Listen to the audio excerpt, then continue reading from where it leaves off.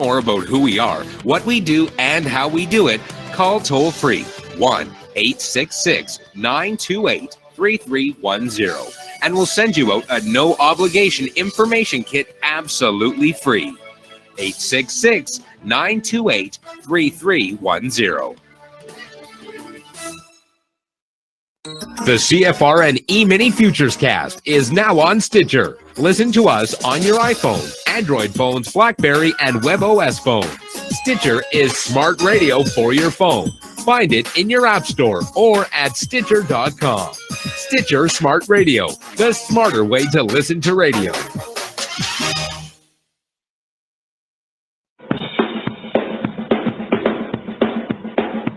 Are you ready, Steve? Andy? Yeah! Bert? Well, all right, fellas. Let's go!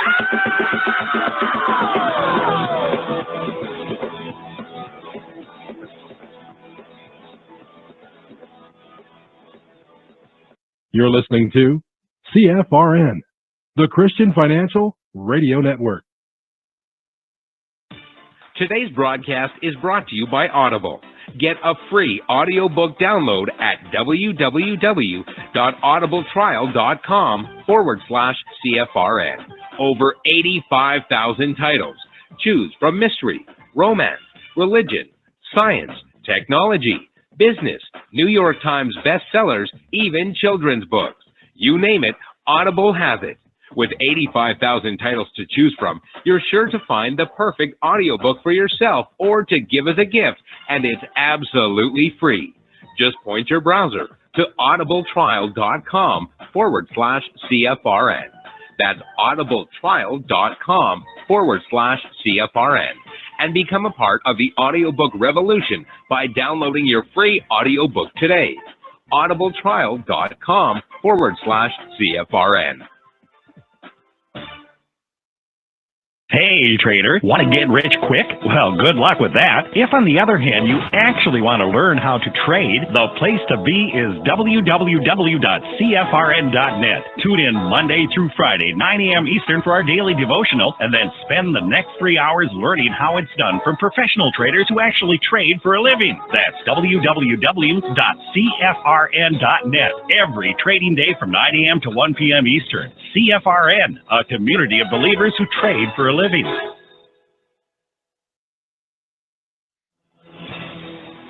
Good afternoon, traders, and welcome back to the CFRN Emini Futures Cast. This is the daily broadcast of Indeterminate Length, where we discuss all things Emini, along with some really big ideas on the finer points of trading gold, bonds, crude, sugar, the euro, and even T-bills. Joining us today from our studios in Boston, Mr. Michael Bork. From our trading desk in Chicago, Mr. Burton Schlichter. Now, to get things started, let's go to our host and founder in Studio A, overlooking South Mountain, America's largest city park. Here's Dwayne. Good afternoon. Welcome back. Today is Friday, 10th day of January, 2020. Thanks so much for joining us. Whoever you are, wherever you are, we're just glad to have you right here, right now. If you can't see the screen I have up, go to our homepage at cfrn.net. On the right-hand side, click the big microphone, follow the instructions. You'll be registered in about 30 seconds, and that will give you one-click access to the show each and every day. On the days you're out of the office, away from your desktop, point any internet-connected browser to cfrn.net/live, brought to you by the good folks at CFRN. Thanks, CFRN. We also broadcast live now on Facebook and Twitter. And we're on iHeartRadio as well, but I just realized that our feed, the way I coded it or keyed it in, it's bringing up only the broadcasts that I save to the blog. It's not saving every single one that's archived on YouTube. So the full archive on I looked all the way back the other day because somebody asked. Oh, somebody was having trouble finding all of the videos. So let me. Well, I'm trying to remember what the number was. Were you? It's a huge number. I think it's 1,415 shows, but I'm going to look real quick. Because all I got to do is go to the home page. And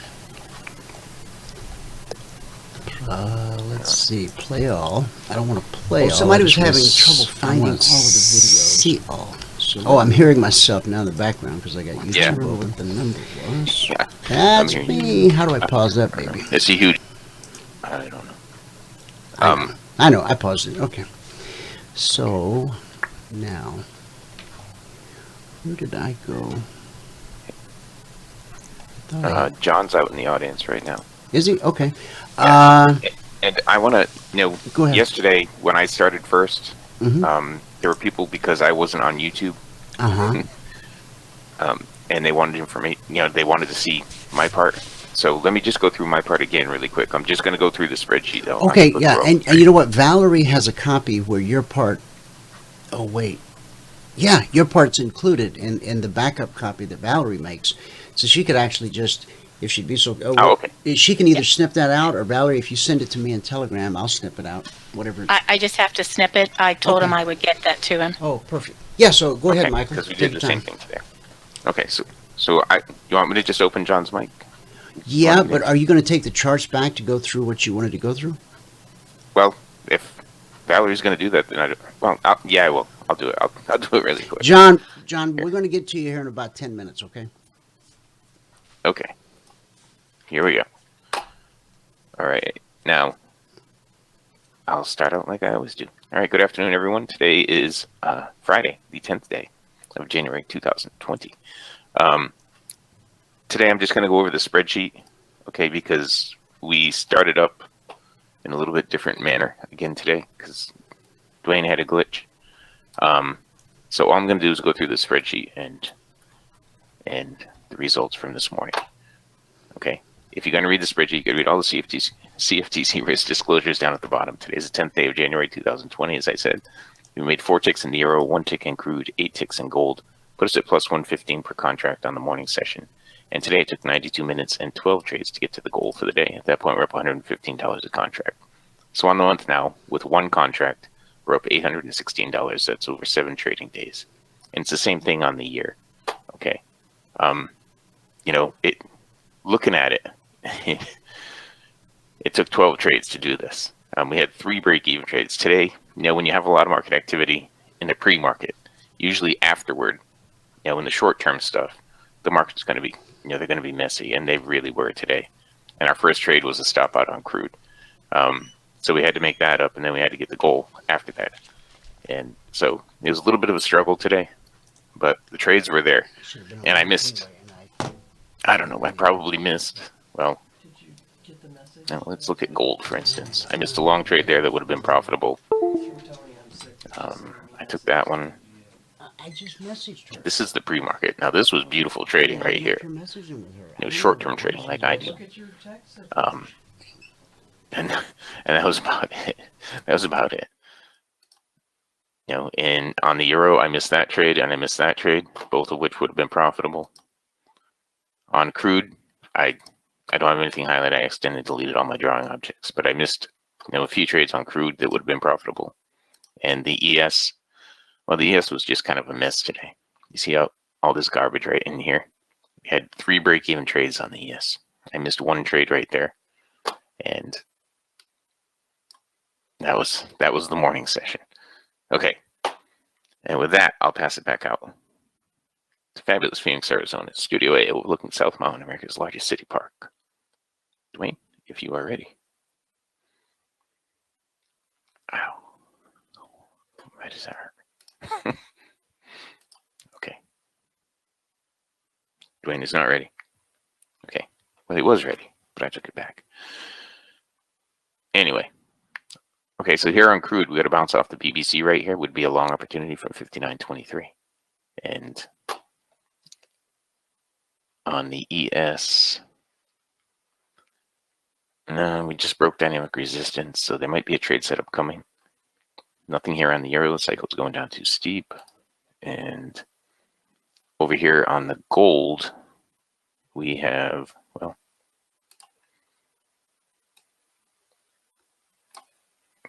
a shorting opportunity right there. Now it's a momentum short, so your stop should have gone to break even already. And I mean, today was a day of break even trades. It really was. Sorry to say, there were a lot of them. Out of the 12 trades that I did, I had 1, 2, 3, 4, 5, 6. I had 6 break even trades out of the 12 trades that I did this morning. And I just showed you I probably missed another 6 trades that would have been profitable had I taken them. We had a bunch of people come in, toward the end of the session this morning. And so I had to sort of start over and go through all the trade setups and stuff. And I know some of you guys are in here right now, and I see some of you signed up for the trial, and that's what we want you to do. If you haven't signed up for the trial, let me go through that one more time. Hang on, here it is. If you haven't signed up for the trial, go to the homepage at CFRN.net. And right here, it says 5-day free trial, apply.cfrn.net. Scroll down, you can do it here, free 5-day trial. You can do it here. Any of those are going to bring you, well, let's just go where they're going to bring you. They're going to bring you to this page. And on this page, all we ask for is your name, your email, and your phone number. And you can tell us your biggest trading challenge so we can tailor one-on-one training specifically for you, because that's part of the package. You get one-on-one training. Hit the send button, and you'll be sent a confirmation link. You must click the confirmation link. Okay? Once you click the confirmation link, we know that you took the free trial. All right. Now, Dwayne, are you there? He's still out there. Okay. Okay, you're here. Okay. I just wanted to pass it back out. Okay, so open John's mic. Yeah, you can open his mic, and I'm going to take the charts. Okay. Okay. His mic is open. John, your mic is open. Hello. Hi. Oh, Hey, John. how you doing? Happy welcome Friday. to the show, John. Hey, hold on just one second. Folks, as soon as John and I finish talking, I'll be going through some charts with you. We'll take a look at the Concierge Trade Alerts from last night, and in depth, we'll take a look at all of the Logic 247 trades for the week. So stick around for that part, and for now, we're going to talk with John to get his take on the financial markets, on the world, and life in general. John, welcome to the show. Thanks. Thanks very much. Good to be here. There's a couple of things going on today that we alluded to over the last few days. In particular, platinum. It's really starting to look very bullish, and looks like it's going to get through 1,000 here in the next few days. And I think it actually could accelerate quite dramatically upwards. I'm going to bring a chart up here in just a second. You want me to put that on a daily? Do you want me to put the platinum? Oh, yeah. Sorry, yeah. The daily is a good chart for the platinum. Yeah. Okay. All right. Hang on, I kind of lost you. I'm trying to find out. Just a minute. Let me get. Here we go. Here we go. Right. Let's see. Is that platinum? That is platinum, and that's a 5 minute. So I'll make it a daily. Okay. Somehow we're not seeing. Oh, here we go. No, yeah, we're way off here. Let me just go to today. Remember what we said yesterday. Do you see that? Look at that. I mean, jeepers, this is really looking very bullish. Remember a couple of days ago we said if with that red candle down got reversed, it could turn platinum. Right here? Yeah, that one. Yeah, both of those. There was one, and then there was a little bit. That last day, 3 days ago. That down day has been reversed completely, and it really looks like this thing's going to probably gap higher into next week. Well, we're just slightly above the open of that bearish candle that you're referring to. Yeah. So, I mean, Yeah. that's kind of a line in the sand. The bigger line, of course, will be to take out this swing high right there. Yeah.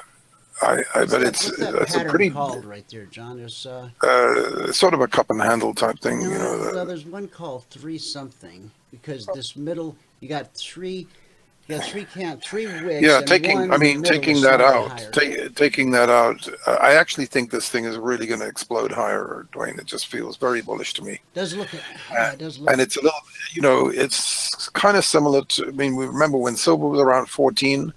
Remember what we said? It looks like it's about to break out, and it's been basing out for a long time. And look at silver today; it's 18. You know, it's been up to 19 and a half. I think, and look, the palladium is very close to an all-time high. It's around 2070 right now.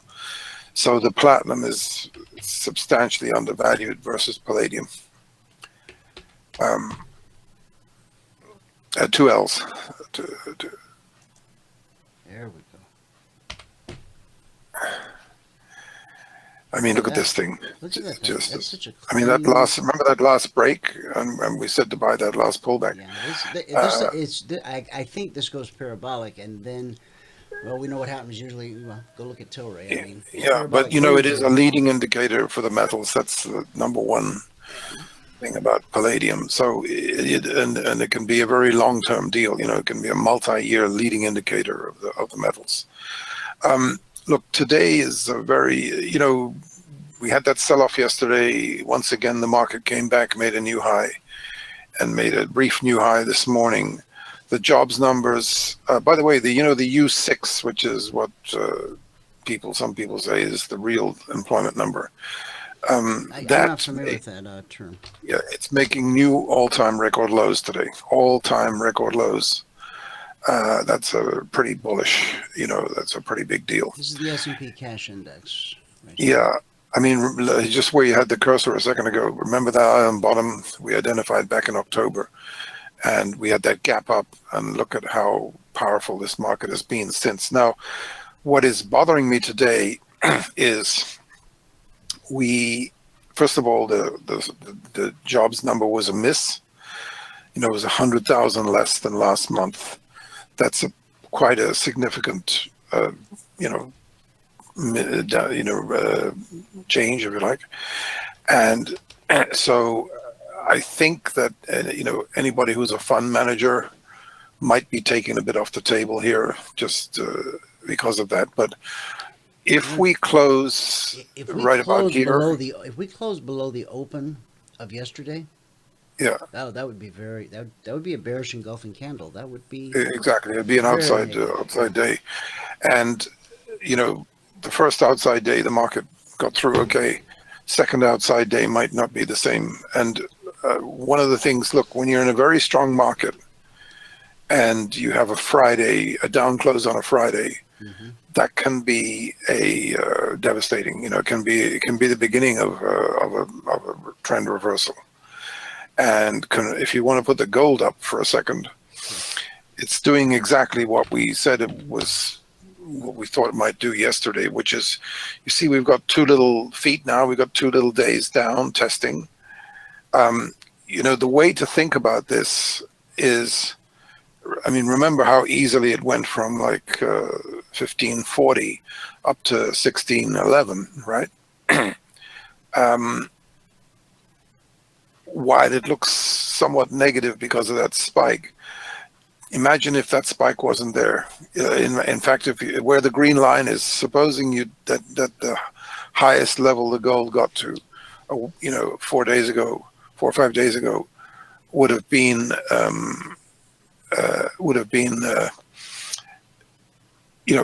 to 1560.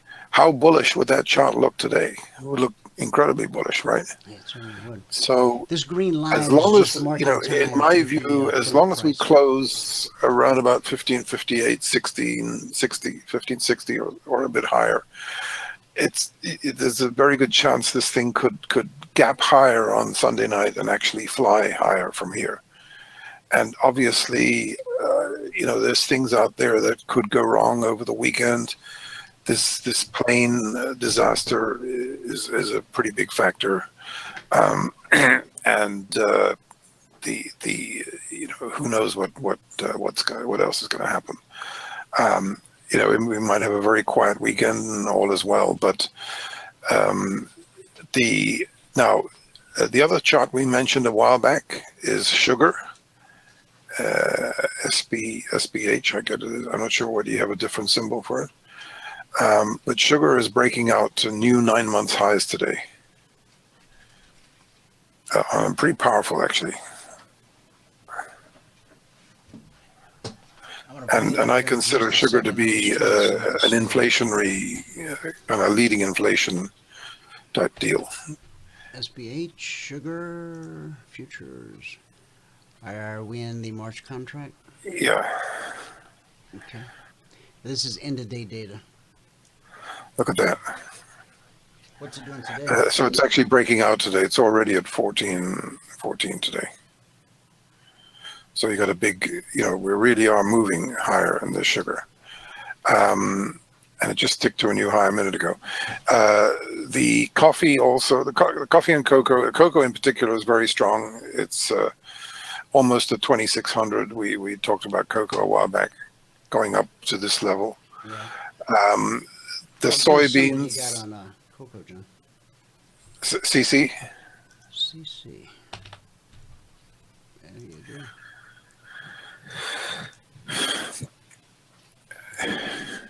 Again, end of day. So Yep. I don't have the current feed. Cocoa's up Real-time 33 on, today, so it's at 25.90. So look, it's almost up to 2,600 already. This cocoa. So and the beans. Actually, we haven't looked at the beans for a while. Let's look at the soybeans.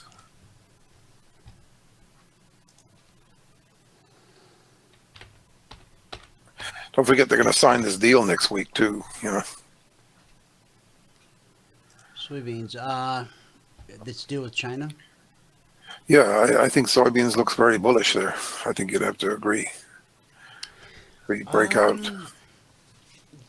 Well, yeah, if we can get through this area, absolutely. Yeah. My concern is another down leg creating. See if we can squeeze a bit more information in it, see how it looks in the overall scheme of things.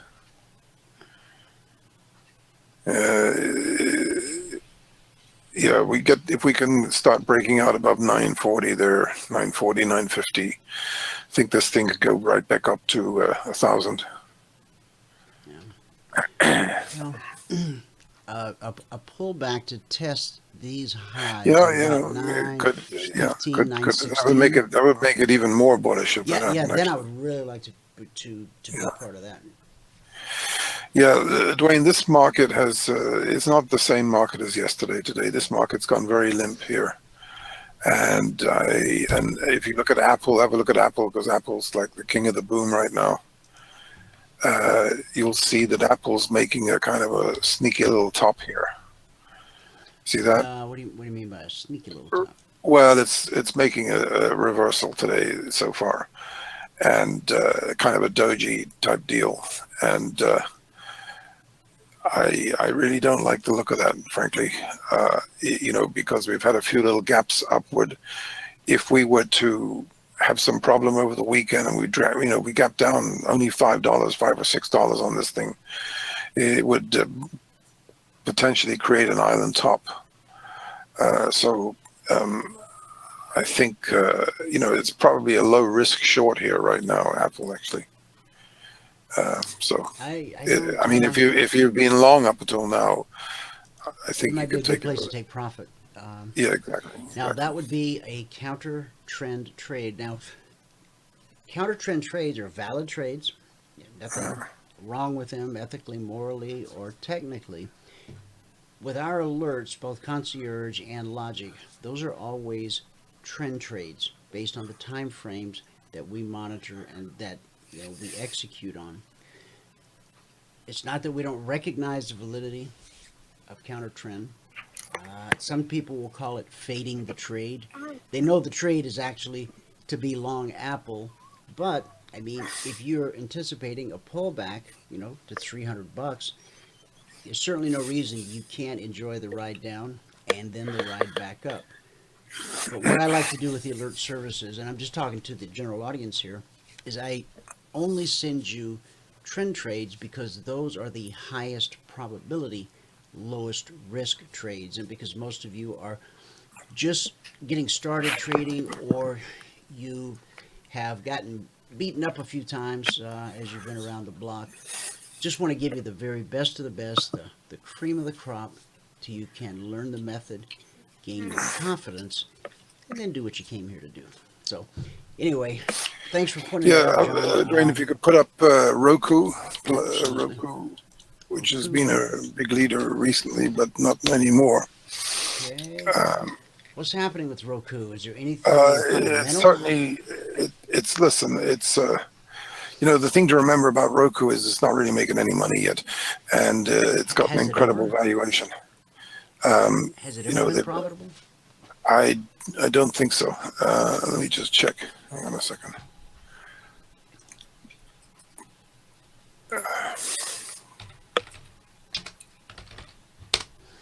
There wasn't maybe I just wasn't listening in the right place, but I didn't hear a lot of talk this year about the Consumer Electronics Show out in Vegas.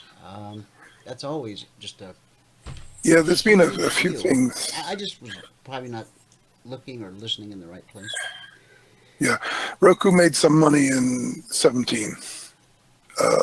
It's a little bit positive, slightly positive right now. So it could trading 12 months looks like it's a positive by about 4 million or something like that.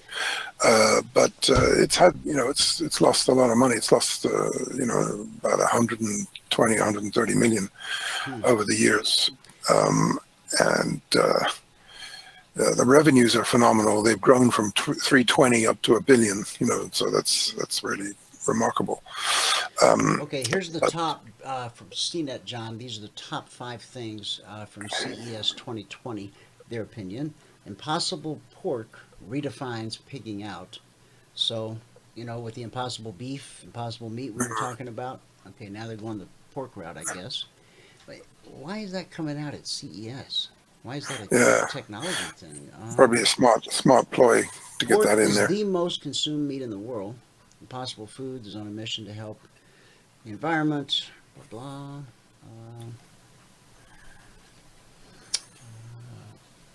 I guess it has to do with the fact that they're not creating any greenhouse gas emissions that typically come from livestock. But anyway, Toyota's City of the Future has no human drivers. By far the most ambitious thing unveiled at CES 2020 was Toyota's Woven City, a prototype community of the future that will be built near Mount Fuji in Japan. What a beautiful sight. I passed Mount Fuji. I was on board, and we just cruised right at sunrise. I mean, it was almost like you could reach out and touch it. Have you sailed through those waters, John? Yeah, I have. Yeah. That was really nice. Oh my goodness, that was incredible. On this land, Toyota will create an experimental laboratory of future technologies, including self-driving vehicles, which run on hydrogen fuel cells, robots, smart homes, and new forms of personal mobility. No human drivers. New sensors are coming to upgrade your health. This is really great technology, but honestly, I don't know if I want to know every time I have a irregular heartbeat. If I have heart trouble, then yes, I want to know. But otherwise, I have a mixed feelings about that. Number 4, computers that fold up like phones. You see that screen? Look at that. Yeah. And then number 5, tech getting less techy and more subtle. Ultrasense, Not really a whole lot there. Sections. All right, so these are their top 5 picks, but I encourage everyone, Google CES 2020 and see what, if you're a techie, if you enjoy the latest gadgets, there's thousands of new things being rolled out. That was just CNET's personal opinion on the top 5. Go ahead, John. Yeah, after this early sell-off so far in the markets, has become a theme in the last few days. Go down a certain amount, try to rally back up. So far, it's doing okay. So that I didn't, I said, look, this may be a negative Friday. It's not, have to wait until the end of the day to see whether it is or not. If it's back, if it's just the usual routine, we're probably going to go, if we go higher next week, that's very bullish. What I think is coming is probably some upside surprises. If any of the FANGs, Google, Amazon, any of these companies, report better than expected and gap higher, it's probably going to really lift the market, accelerate the market. And we talked about this yesterday, by getting from 29,000 to 30,000, possibly quite quickly. Incidentally, according to Fox News Business, the Dow has increased by 12.8 trillion since Trump was elected. And actually, I think it's actually since he took over, so it's probably north of 13 trillion already. And remember, the real estate's gone up by about 3 trillion. Right. So 16 trillion. I think the economy, the underground economy's grown by about 1 trillion, 17 trillion, and you can throw in the cryptos, probably about 18 trillion. So, this is a heck of a number, 18 trillion. I think Bitcoin bounced back above 8,000. Sorry? I think Bitcoin bounced back above 8,000. Yeah. And it could, it could have another life this year. It's I have to wait and see how it plays out, but it could certainly trade back up above 10, and if so, it'd probably get to 12 or 13. I'm not sure. It might be trapped in a range for a while, the Bitcoin. It's possible. So there's definitely some bold predictions out there on price, as there almost always are. Let's see, which one was it that crossed my desk today? In an interview with Bloomberg Wednesday, Sunny Singh, Chief Commercial Officer at BitPay, claimed Bitcoin would pass its all-time highs of 20,000 this year. The reason, however, would remain unknown until the bullish surge kicked in. Something unforeseen that could happen could move it really fast. Supporting his prediction, Singh pointed to historical trends. In 2015, the Greek sovereign debt crisis sparked gains for Bitcoin, while last year saw the sudden announcement of Facebook's Libra digital currency and a worldwide reaction from lawmakers and the wider community. More recently, rising tensions between the U.S. and Iran were attributed by some commentators and news media to Bitcoin rising around 20% over the past week. So, they're all out there making their big money predictions. McAfee recently reneged on a potentially compromising wager with himself, which calls for Bitcoin to trade at $1 million by 2021. Mike Novogratz, I think you've told me you're familiar with him. Galaxy Digital CEO.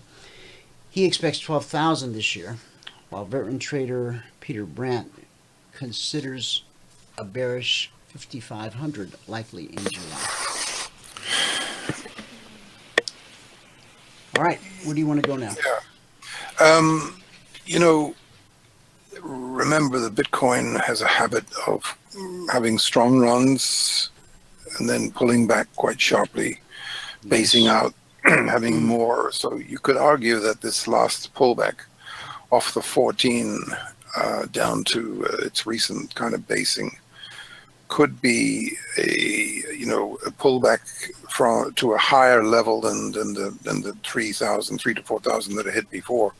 So it's worth keeping that in mind. And look, I'll be honest with you, I wouldn't rule out new highs for Bitcoin. I'm not sure. I'm not so sure we're going to see it, but I wouldn't rule it out. It could happen, because this thing has a habit of coming from behind and surprising everybody. And it often happens over a weekend. Now, folks, I'm not predicting that this weekend is that weekend. I'm just saying a lot of these big moves have come out of nowhere, really taken folks by surprise, because even with futures on a Saturday morning or Saturday afternoon, we're not typically, thinking about the market unless you're sick like some of us, and you're always thinking about the market. So those Yeah. who lead semi-normal lives, you don't think about Yeah, trading on actually. a Saturday, but all of a sudden, I remember a Saturday morning, I was just minding my own business, having to open my phone, and Bitcoin had run up something like $3,000 overnight. Yeah, I couldn't. On no reason. They just yeah. did. Yeah, and don't forget this. This liquidity that's been injected into the system could be supportive of Bitcoin as well. And once again, we've gone from being a bit limp to we're certainly strengthening up on this market now again. So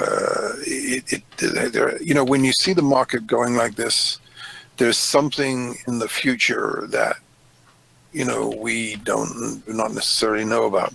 I mean, look, we're only 2 or 3 days away from the signing of this China agreement, so maybe the market's rallying into that. There's obviously the Fed liquidity, and every single sort of spike pullback we've had, this market has tended to go back up. So it will be interesting if we can, if we can avoid a Friday reversal today. I would consider that to be actually pretty positive. But I just wanted to alert everybody to that, because where I learned one of the most incredible Friday reversals I ever saw, I think it happened in the crude oil that we talked about yesterday when it peaked out at 140 or so. But it happened in the grains, and it was sort of symptoms, remember it was, that's when crude, it was around about the same time when the beans were around 18 or 19, and they were looking like invincible, and I think it was the end of the month actually. And next thing you know, there was this down Friday, and right after that, they just went down and down and down. I mean, they never came up for air. It was a complete wipeout. So that's why I wanted to just note that to people, that if it were to happen, I would take it pretty seriously, because it could be the beginning of some trouble. I agree. And now, can we look at the dollar? We haven't looked at that for a few days. Absolutely.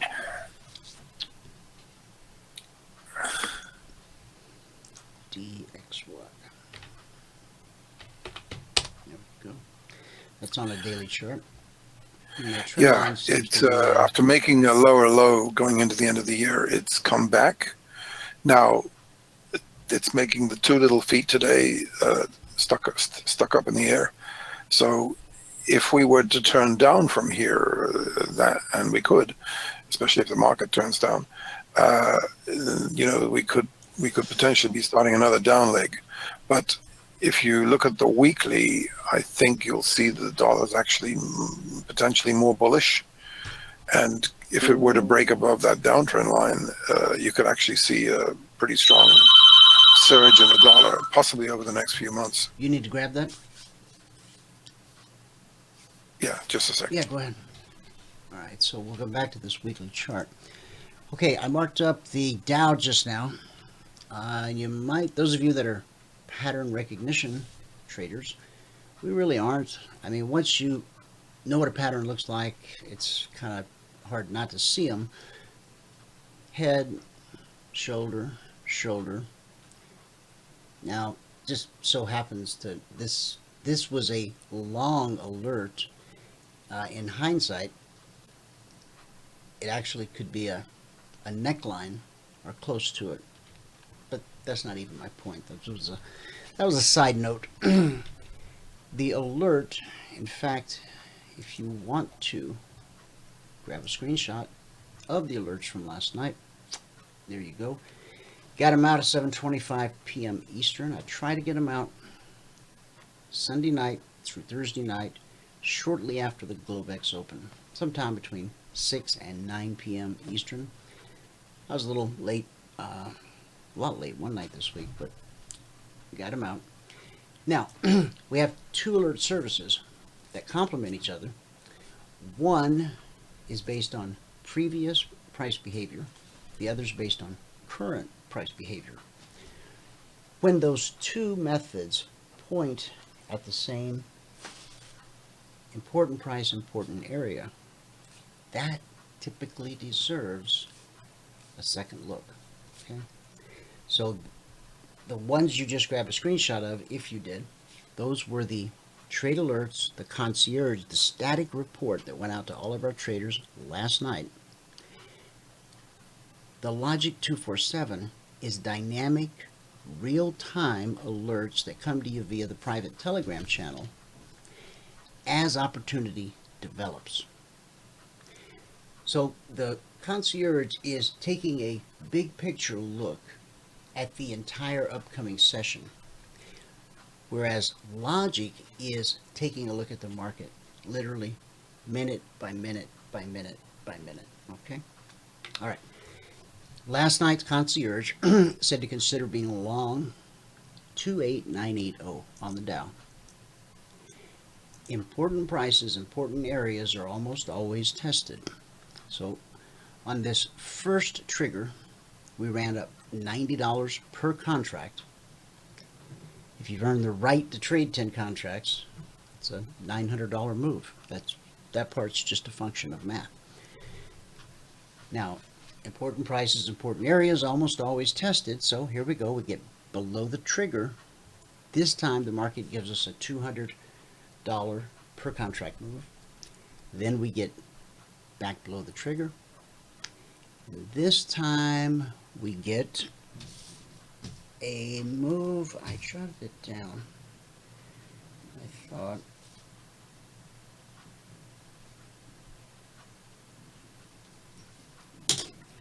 Well, let me measure it again.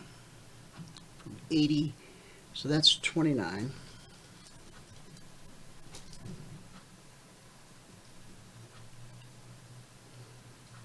So that's $145 per contract traded. It's not unusual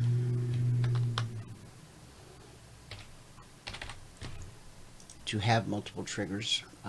Actually, we anticipate it. Most of the concierge trade alerts will trigger more than once during the session. Once the numbers are published and sent to you each evening, those numbers are good for the entire session. Okay. So 1 trigger, 2 trigger, 3, and thanks to volatility, we had 2-sided action today. So again, if you look at the alert, consider being long at or above 28,980, short at or below 28,830. So this move to the downside, so far we've only had 1 trigger on the short side. Swing low was 28797. So let's just call that 28,800. And let's be conservative. We'll just call that 30 points. The Dow pays $5 a point, so the results $150 per contract traded.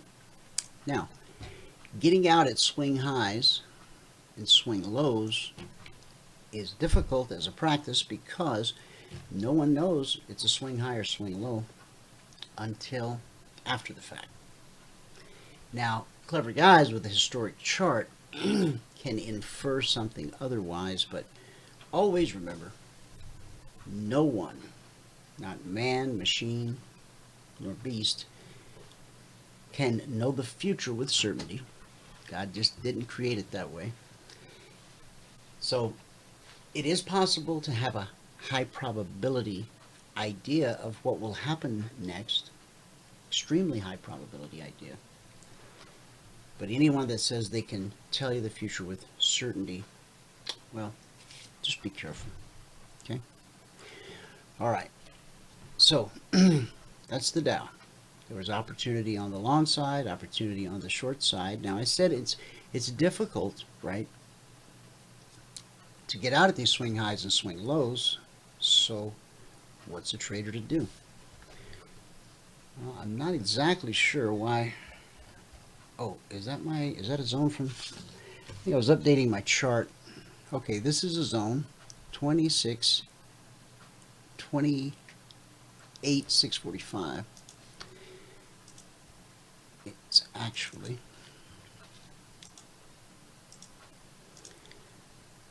all right, 28, 640. Come on.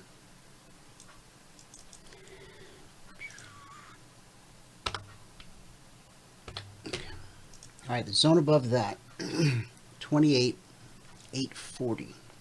Okay.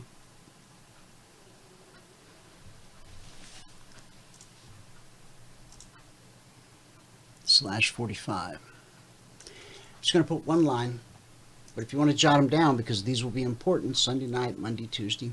So if you're in the audience, you don't have access to the zones Monday morning, as all of our traders do, they'll still help you out if you want to jot them down. Okay? So when price reaches a weekly trading zone, only one of three things can happen. The most likely is consolidation. The second most likely is rejection. Now this is what rejection looks like. Price comes down, touches a zone, and when that 30-minute candle closes, the majority of that candle touching the zone, it's nothing but wick. Remember, this was a big, angry red candle, just like the one before it. But at some point, before the 30-minute period was up, things changed. The narrative changed. Now the next zone overhead above that is 29110. And that's way up here. Okay. Slash 115. 28840 slash. Hello. Okay. Yeah. Hey, John. Hi there. Listen, I thought I just, we've looked at a few interesting stocks recently. We'll finish up this recap, guys, after John and I finish talking. Potentially large potential. The Plug and Ballard and some of these sleepers from the, they're two-decade type base, and you saw what happened to the TMRC. I found another stock. As a matter of fact, I was just talking to a guy, and he's got a pretty big holding in this company. And you and I actually traded it a few times when it was substantially higher than where it was. Dry ships? As you know, we got a knack of picking some of these winners, like that shipping. Remember dry that? ships? Dry ships. Yeah. Yeah, right.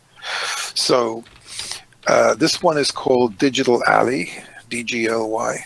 And I know I don't have any interest in it. It's just I'm just bringing it to you as a kind of something to look at. Okay. Now, it's one of these. You see where it came from, and obviously it's under pressure. However, if you look at the news, on this company, it's come out with some pretty interesting news in the last few weeks.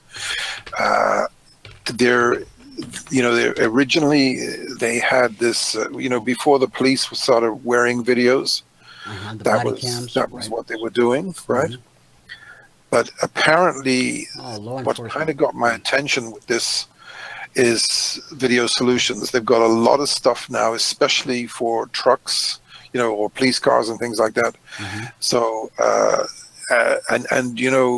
you've seen, a lot of people, more and more people have dash cams. And this is, I would say, probably... They're incredibly affordable, John. I've actually seen some in the dollar store. They're not $1, but they're like $9.99. Right. That's the problem, because I think this company is more of a higher end, mm-hmm. Dash cams that do more things. Okay.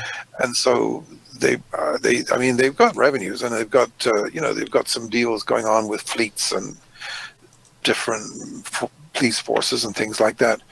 But they may have some innovative products that really do a lot more surveillance, and potentially could have some military applications as well. I see that. So I'm not recommending the stock here. I'm just saying keep an eye on it.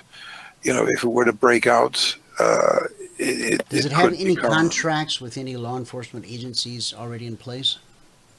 So, yeah, I believe so. Yeah. Because that would be important, because if they could snag the FBI as a client or the CIA, I mean, obviously these agencies already have some kind of body cams, but if this is a better mousetrap, at a fair price, a few of those three-letter agency affiliations or contracts that could put this right, and they've got some digital patents alley on on some easy stuff. street. Yeah, they got some new patents, so they could have a royalty situation. Yeah. Mm-hmm. I just look. They should This call Mr. company has been under pressure because their revenues are going down and their earnings are going down, and that's never a good thing. But sometimes these things can reverse, and so I'm just saying keep an eye on it, because if they do start to show, and the guy I talked to, he said they've got some really good stuff in the pipeline. So, let's see what happens. But, and it could potentially, look, if it was to break out north, from here, it's around $1 or something at the moment. It could actually go up several times, it could go back towards a $5 mark. Sure. Their most recent new patent will allow digital alley camera systems to capture legible video frames of vehicle markings during recording. I'm not exactly sure what that means. 675 patent will be useful for law enforcement officers when conducting traffic stops, and especially at nightfall when objects may be obscured by challenging lighting conditions and interfere with the camera's ability to capture legible markings or characters. When a recording is activated by various triggers, the recording camera system will initiate 2 base scans, and okay, so it creates better light. It can see in the dark, kind of a thing. Okay, well, that's a good thing. Yeah. Prior to that, their patent, just a couple days previous, integrates the new breathalyzer to interface with Digital Ally's product suite of video recording devices for law enforcement. Okay. I can see a benefit and a use for that. Yeah, this definitely bears some looking into, so thanks for bringing it to our attention. Okie doke. Well, listen, have a great weekend. All right. Anything else you want to cover? We're just turning down a bit again, so in spite of it looking a bit stronger off this last reversal, I kind of got a bit of a sinking feeling around this market right now, in all honesty. So, well, John, the Dow, it is bouncing off of this spike low. You see we had a weekly trading zone right here, and then here's the one overhead. Yeah, I mean, look, if we can't rally much off this low and it starts to go down again, that actually could accelerate to the downside. Okay. So I think we bounce to this area. Yeah, we're going to find good do that. resistance, and then I think we're going to catch another leg that takes us back to this weekly zone. If we take out that swing low, if everything we bounce, there's that counter trend trade again, guys. A bounce up to the BBC. If it turns out to be good resistance, take your profit, get ready to put on your short hat, ride that back down to the zone, and then take profit or tighten your stop. Wait for this swing low to get taken out, because the next zone below that is down here at 640/45. And it's possible we could capture that this afternoon. So it's not a prediction, not a forecast, but a possibility. Well, thanks, John. Have a great weekend. Have a great weekend. Much obliged. Okay. Bye-bye now. All right, guys. We'll go back to that recap. Here we are just for a moment on the big picture daily chart. Entry, target. Still haven't made it to that final target. With our alerts, the ordinary alerts, and also, these bigger picture type special alerts. Important prices, important areas are almost always tested. So when an alert has multiple targets, We don't expect it to go there in one fell swoop. Sometimes it does, but more often than not, you're going to get a trigger and a target, a trigger and a target, trigger and a target, trigger and a couple of targets. And if we trigger a third time, I believe we will see this third target here, which is an important price, important area unto itself.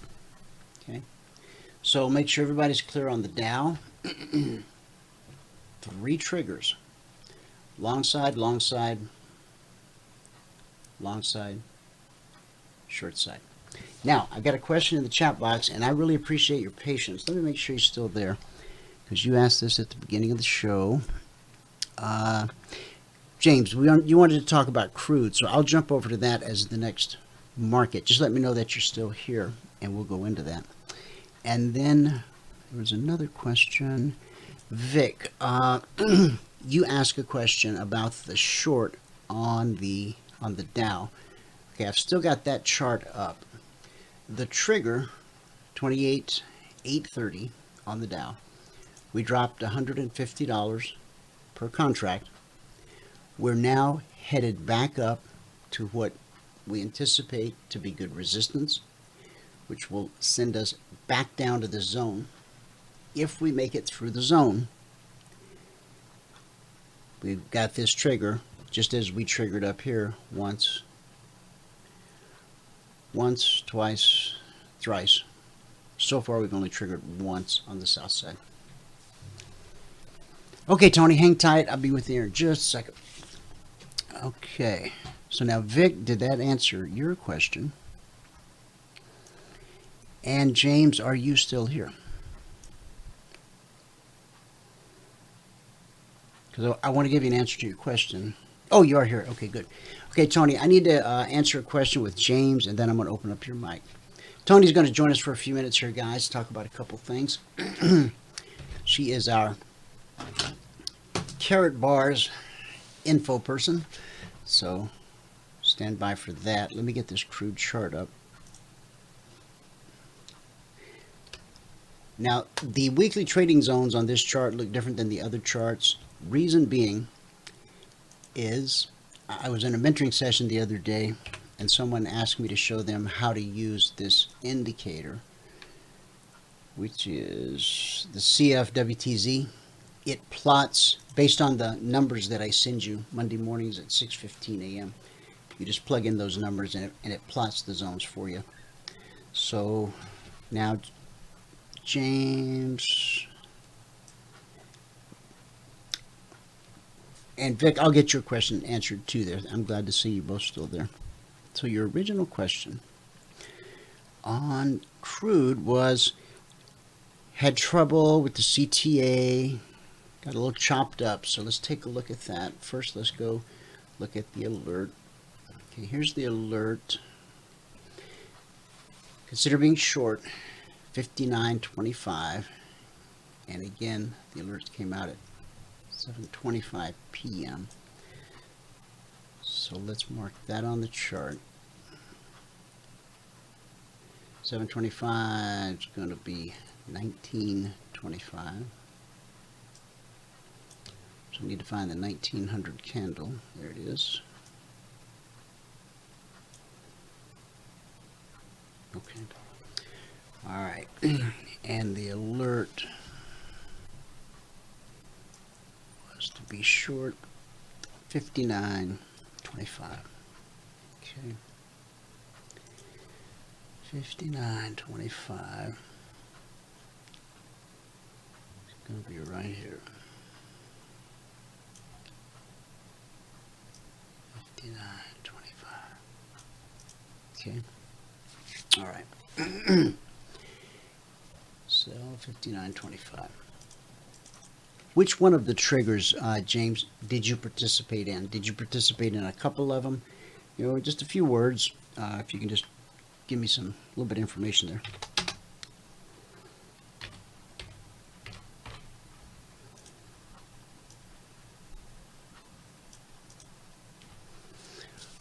While James is typing, the thing you want to remember with alert triggers, Concierge or concierge or logic is that when price gets to an important, when the market gets to an important price, important area, it has to make a decision. Okay. Do I have enough buyers to take the ball up the field, or do I have more sellers in the order flow, which means a move down the field? Okay. So on a short, obviously you're looking to see if there are sufficient sellers in the order flow to get the job done.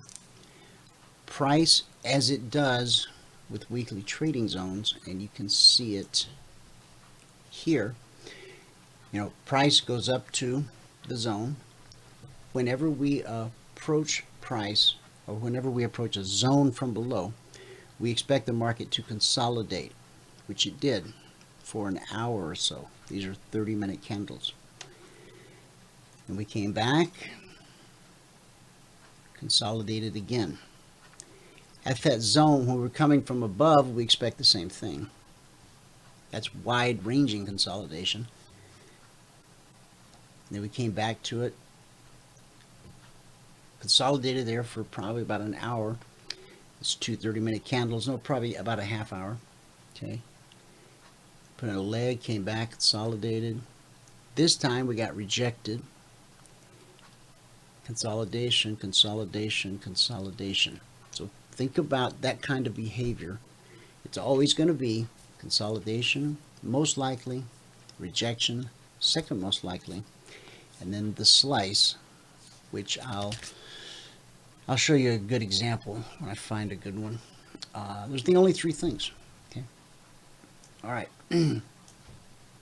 So when price comes down, you also have the benefit of the indicators.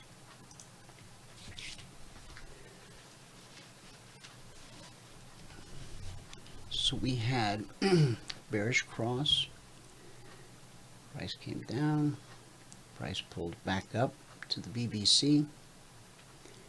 We got below BBC, we were above it, and we got below it. We built a nice red candle here.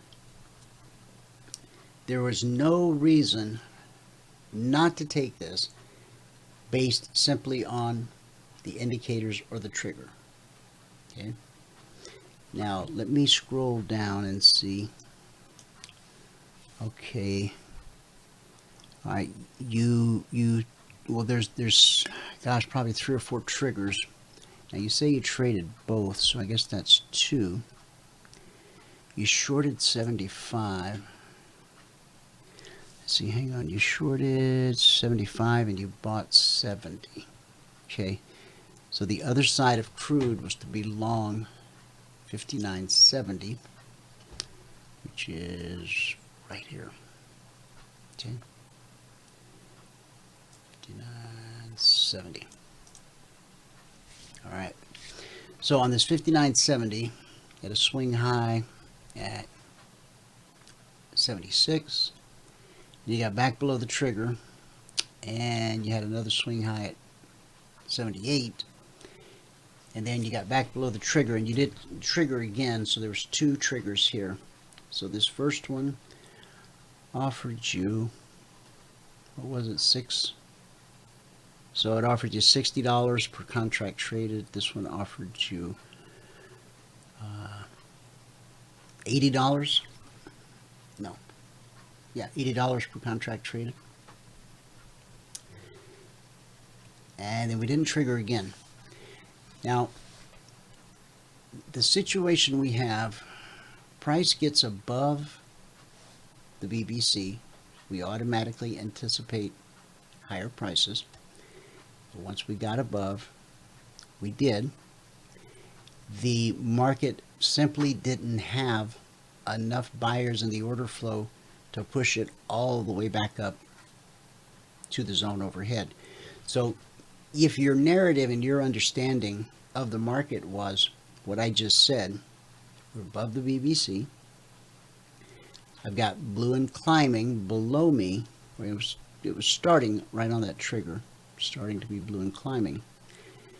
There's no real reason not to take this, okay? And That's the truth about trading. There will be times. Now, I can show you things that will help you find higher probability setups when it comes to this, but I just first want to say, you didn't, if you're trying to figure out what you did wrong, you didn't really do anything wrong that I can see.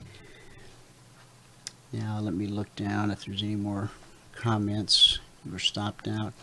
Okay. And so did you have in a target of 10 ticks, 20 ticks?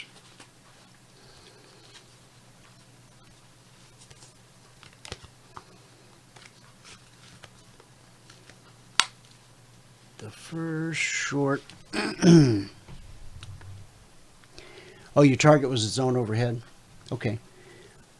Well, again, that's exactly, in fact, let's bring up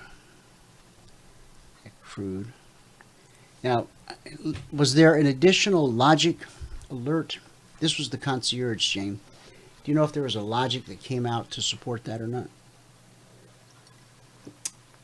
It's not that important because they both can be traded standalone.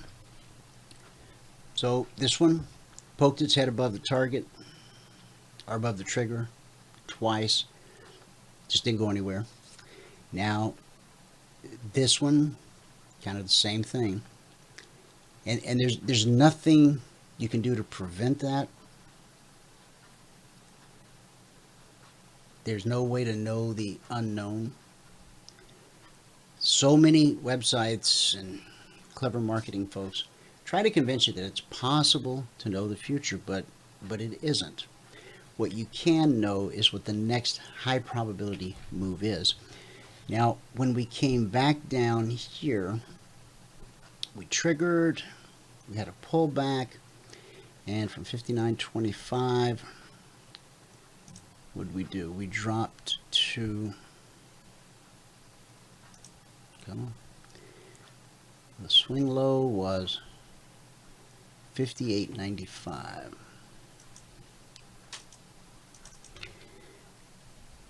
$58.95. Okay.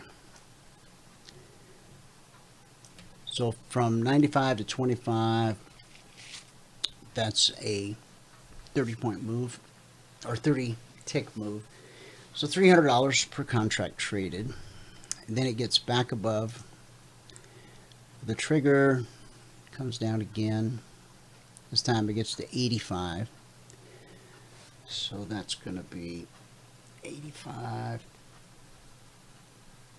So 15 and 25, 40. So that's $400 per contract traded. And that's triggered a couple more times. And it's primed still for a move to the downside. Because it's tried, you know, we started up here at the zone.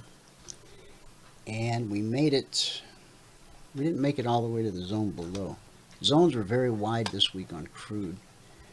Where's that next zone? Is that it? Must be. Because this zone's at 59.95. And the lowest weekly zone is all the way down at 56.45.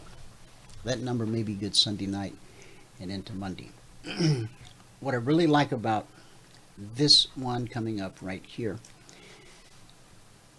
we've had a bearish cross. Okay. Price has pulled back to the BBC. It's given us a down close. And even though we've consolidated for a number of 30-minute candles, if we close, and you don't have to wait for this, but you could, if you were to enter at, you could even drop it here, 59.04. If you took an entry at 59.04, this is coming up.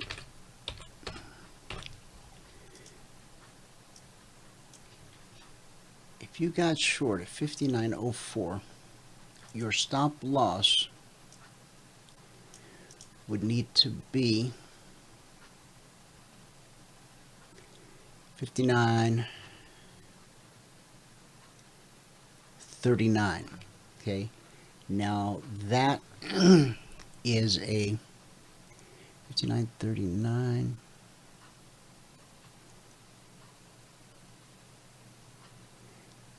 $59.39 minus 4. So that's 30. That's a $350 stop loss. We don't recommend risking more than $300 per contract, per trade on any of the alerts. Okay. So, what do we do about a situation like that? Well, if we want to stay inside of that $300 risk parameter, because right now, all of these were valid triggers, but this one is unique out of all of them. Well, this one was unique too, and the fact that we've continued to consolidate really gets my attention here. So if we want to stay inside that $300 risk threshold, we're going to have to enter at a price higher than 59.04. So if we're going to put a stop at 39, we're going to have to enter the market at 59.09. Okay, that gives us exactly $300 risk per contract per trade. Do you have to do that? No. In fact, ask yourself this question. If after a bearish cross and price pulls back to the BBC, we know that it holds more often than it doesn't. We've tried 1, 2, 3, 4 times to get above the BBC. We failed to do it each time, and now we're painting a red candle, and we've still got red and falling here on the CFMA1, which is bearish. I like the idea, even though this complements a bearish trade, red and falling. If this were blue and climbing, we'd be having a different situation, or if this was turning blue. But as long as this stays red, okay, getting an entry here allows you $300 of risk. But your analysis could take you down this road. You could say, okay, what if I believe, if I have faith that this is a high probability opportunity, what if I entered right there? Hang on for me 1 second, and I'll be right back, and we'll finish that thought. I'm so sorry.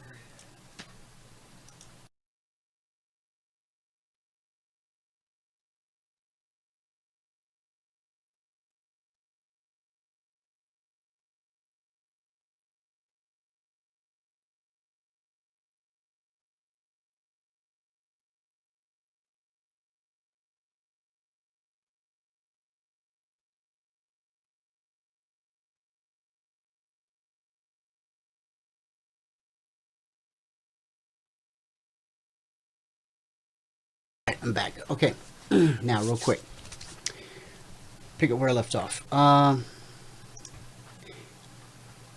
Based on the fact that we believe this to be a high probability opportunity, in fact, the highest probability opportunity that our strategy and methodology embraces, you could get short at the trigger, 59.25. If you do that, your stop loss is, let's call it 59.45. I mean 59.40. 59.40, so you've got $150 stop loss. Your potential is still the same.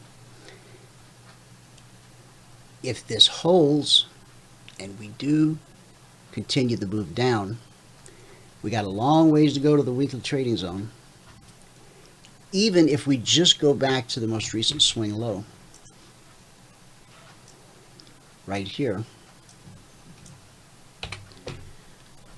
that number is 58.90.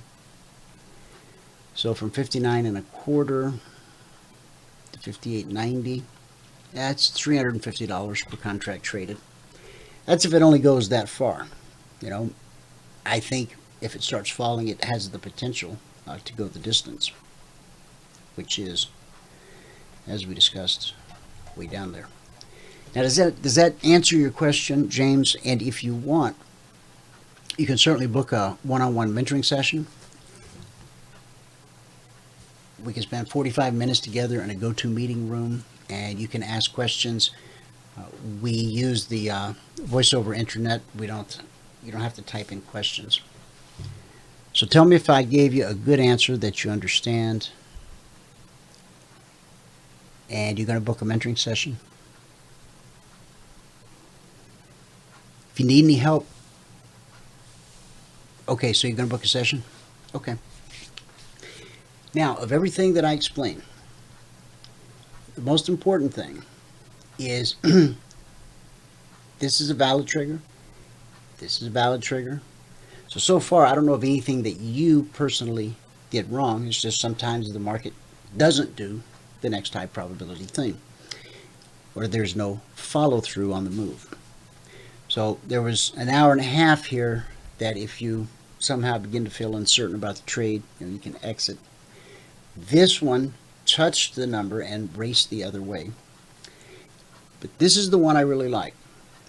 Now, just because I really like it, because I think it's the highest probability of all these triggers, and that it's the kind of thing that I'm actually willing to wait for, because I have so many things coming together. I have a market that has been showing me since we're way back here. It wants to get to the zone below. Okay. Buyers have tried to push it in the other direction and failed. They failed here. They failed here. They failed here. And Crude seems to have gone to sleep. I still got live data feed.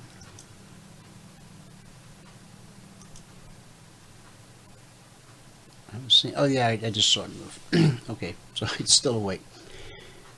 So by getting short here, you're not waiting for more confirmation.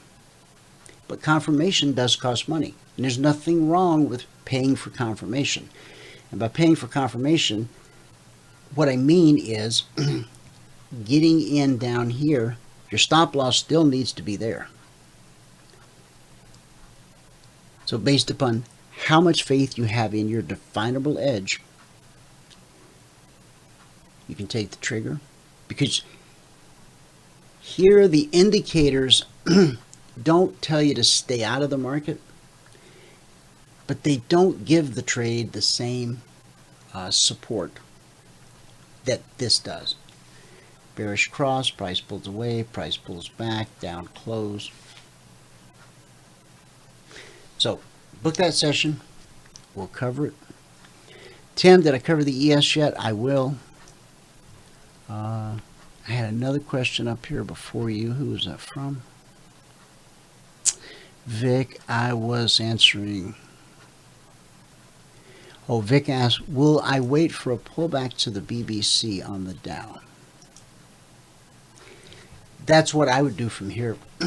From here, I would wait for a pullback to the BBC. And then I want to see price stop there. Obviously, if price just rips right through it, I won't be going short. But if it pulls up, just like here, okay, price always reverts to the mean. And in this case, the mean is just the BBC. So price pulls back, it holds more often than it doesn't. Leg, pull back, holds. Leg, pull back, holds. Tiny leg, pulls back, this time doesn't hold. Leg, pull back to the BBC, down close. one could have, once you got the pull away, the pull back, the down close, you could have entered on the open of this candle, which was 953, and this is 830. That's about a 120 point move. It's $500 per contract traded, and that's before you even get to the trigger. Okay. All right. So Vic, I hope that helped you. And the same with you, Vic. You and I haven't had a mentoring session in a while, so please, when you have the free time, go to the page on the website, book it. Of course, partners, passport holders get unlimited one-on-one mentoring. So when you need help, it's important.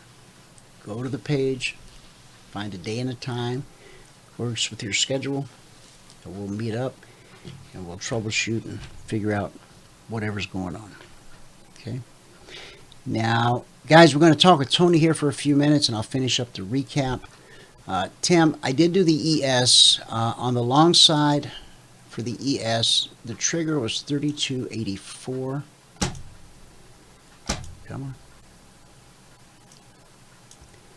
The swing high was 3285 and a quarter. So that only went up 1 1/4 points. Then we had a drawdown. Next time we triggered, we put in a swing high at 3287. So that was a 3-point move. Then we got back below the trigger and we came close to the flip side trigger, the short side. We haven't gotten there yet, but just like I was showing you on the Dow, we're just waiting for this pullback. On the S&P, it's going to be the same thing.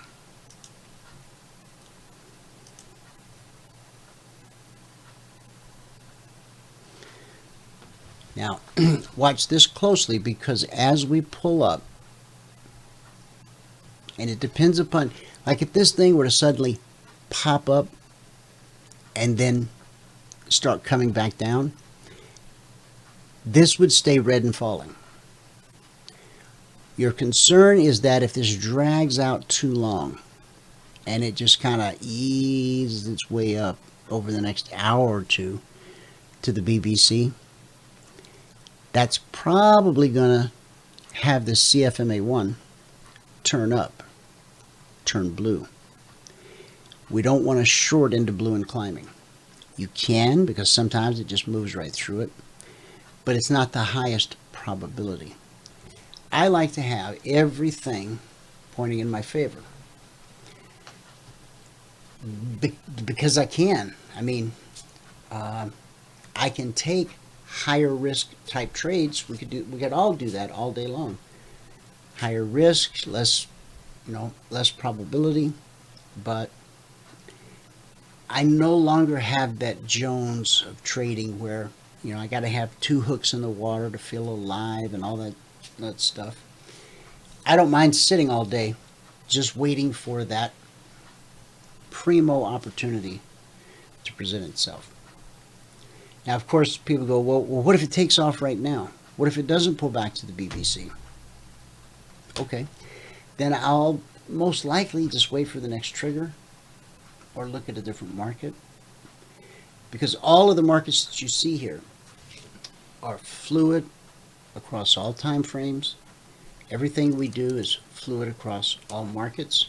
Soybeans, crude, gold, we trade them exactly the same. We don't change anything at all. Methodology, the core methodology is the same. People will tell you, well, you can't do that. These markets have different personalities. They behave differently. And okay, I don't even argue that point anymore. All I know is that we're able to use our methodology in any market, any time frame. So did you have a specific question? What's your read on the doji? Are you talking about this one here, Tim? Is that the one? This guy?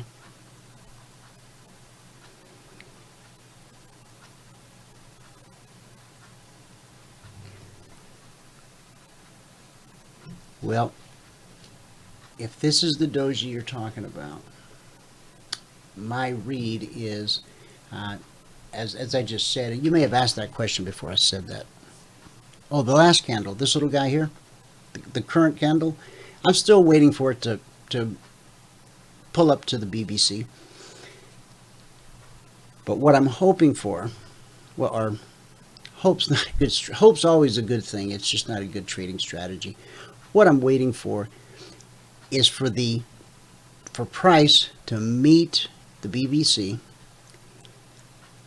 I want to see it hold, of course, and I'm hoping that I won't have to deal with blue and climbing.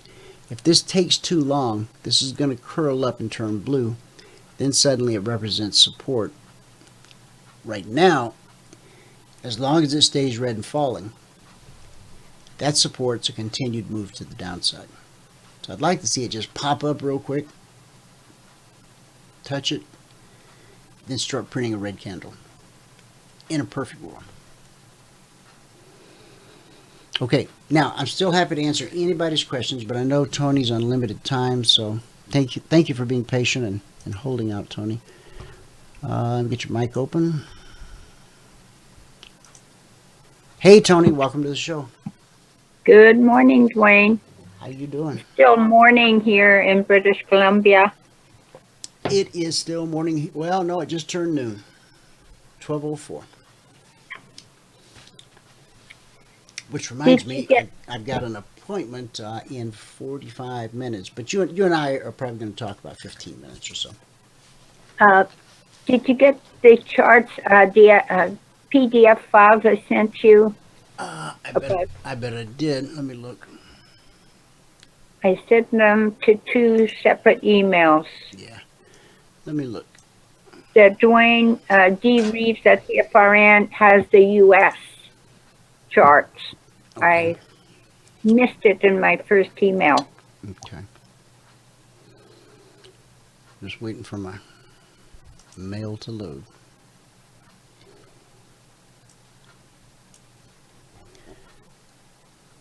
Come on, don't overthink it, mail. It's just mail.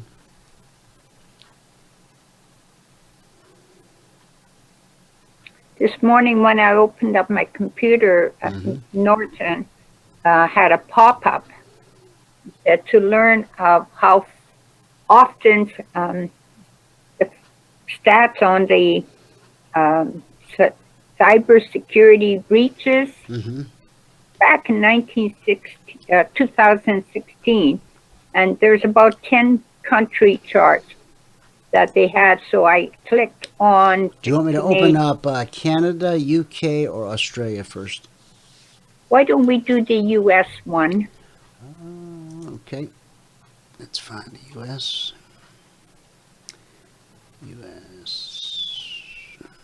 US, here we go. On Monday, we were talking about some of the big company data breaches. I think these charts from Norton are individuals. Okay, I'm going to drag it up to the big screen so everyone can see it. Okay. All right, this is Norton's Cybersecurity Insights Report 2016. Tony, I got to step away for just 2 minutes. Why don't you tell the folks why security is important and what we now have to offer them that's going to make their lives a little more secure. If you'll just talk for 2 minutes, I'll be right back. All right. Okay.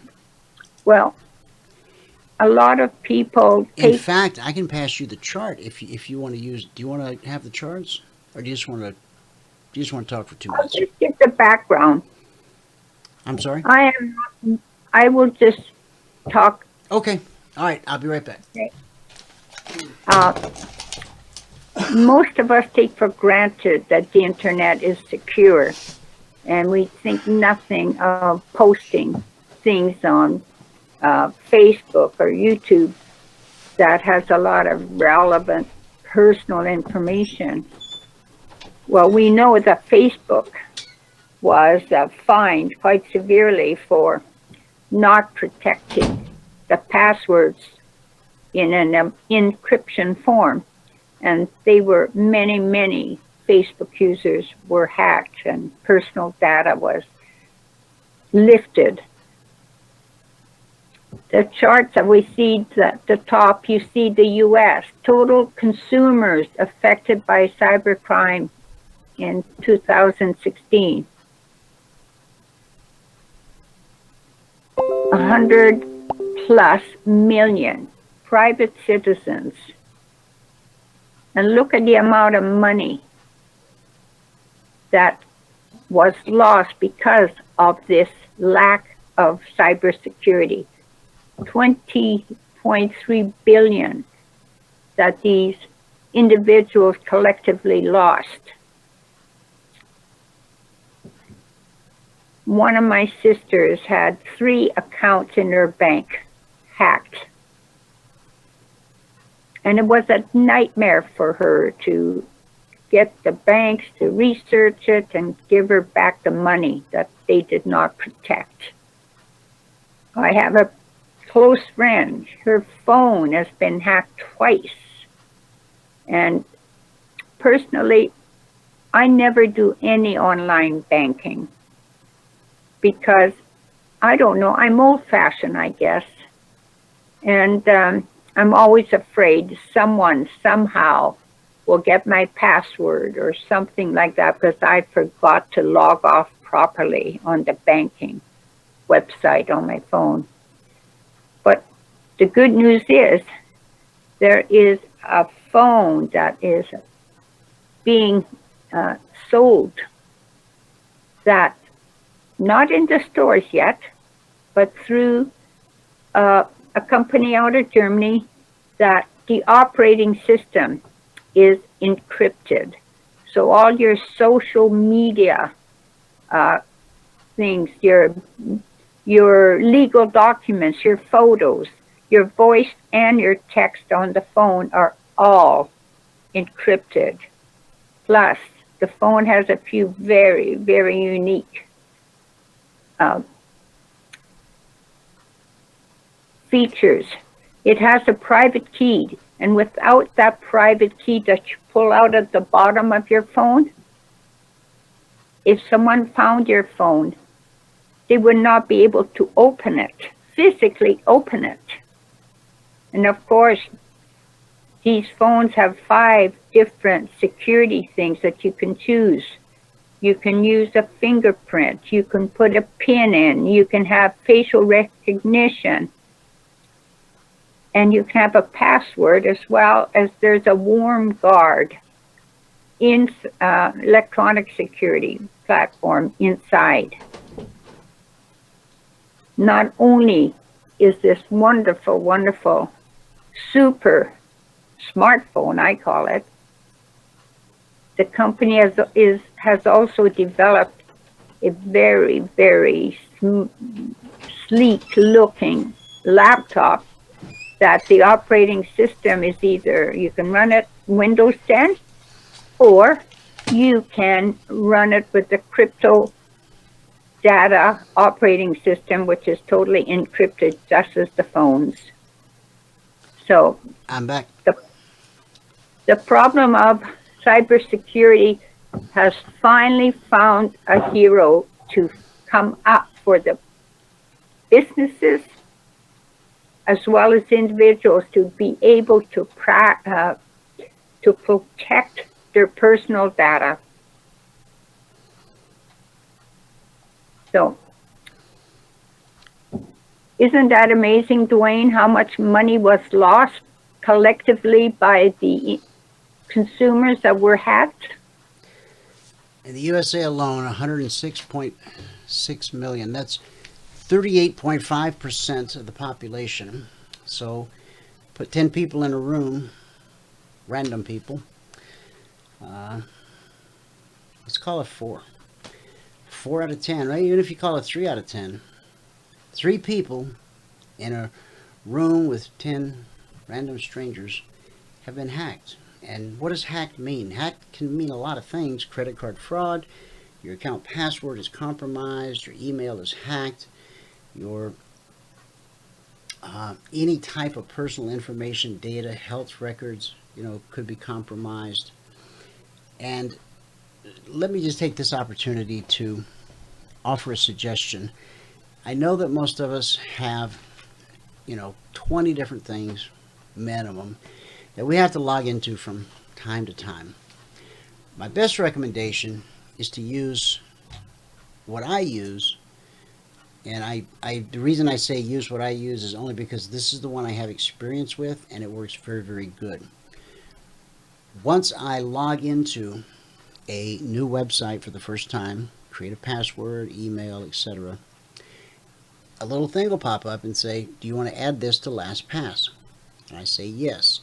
It gets stored in my vault, so every time that I go to that website, it's going to autofill the login credentials and the password credentials so that I don't have to think about it, because it's very difficult over a period of time.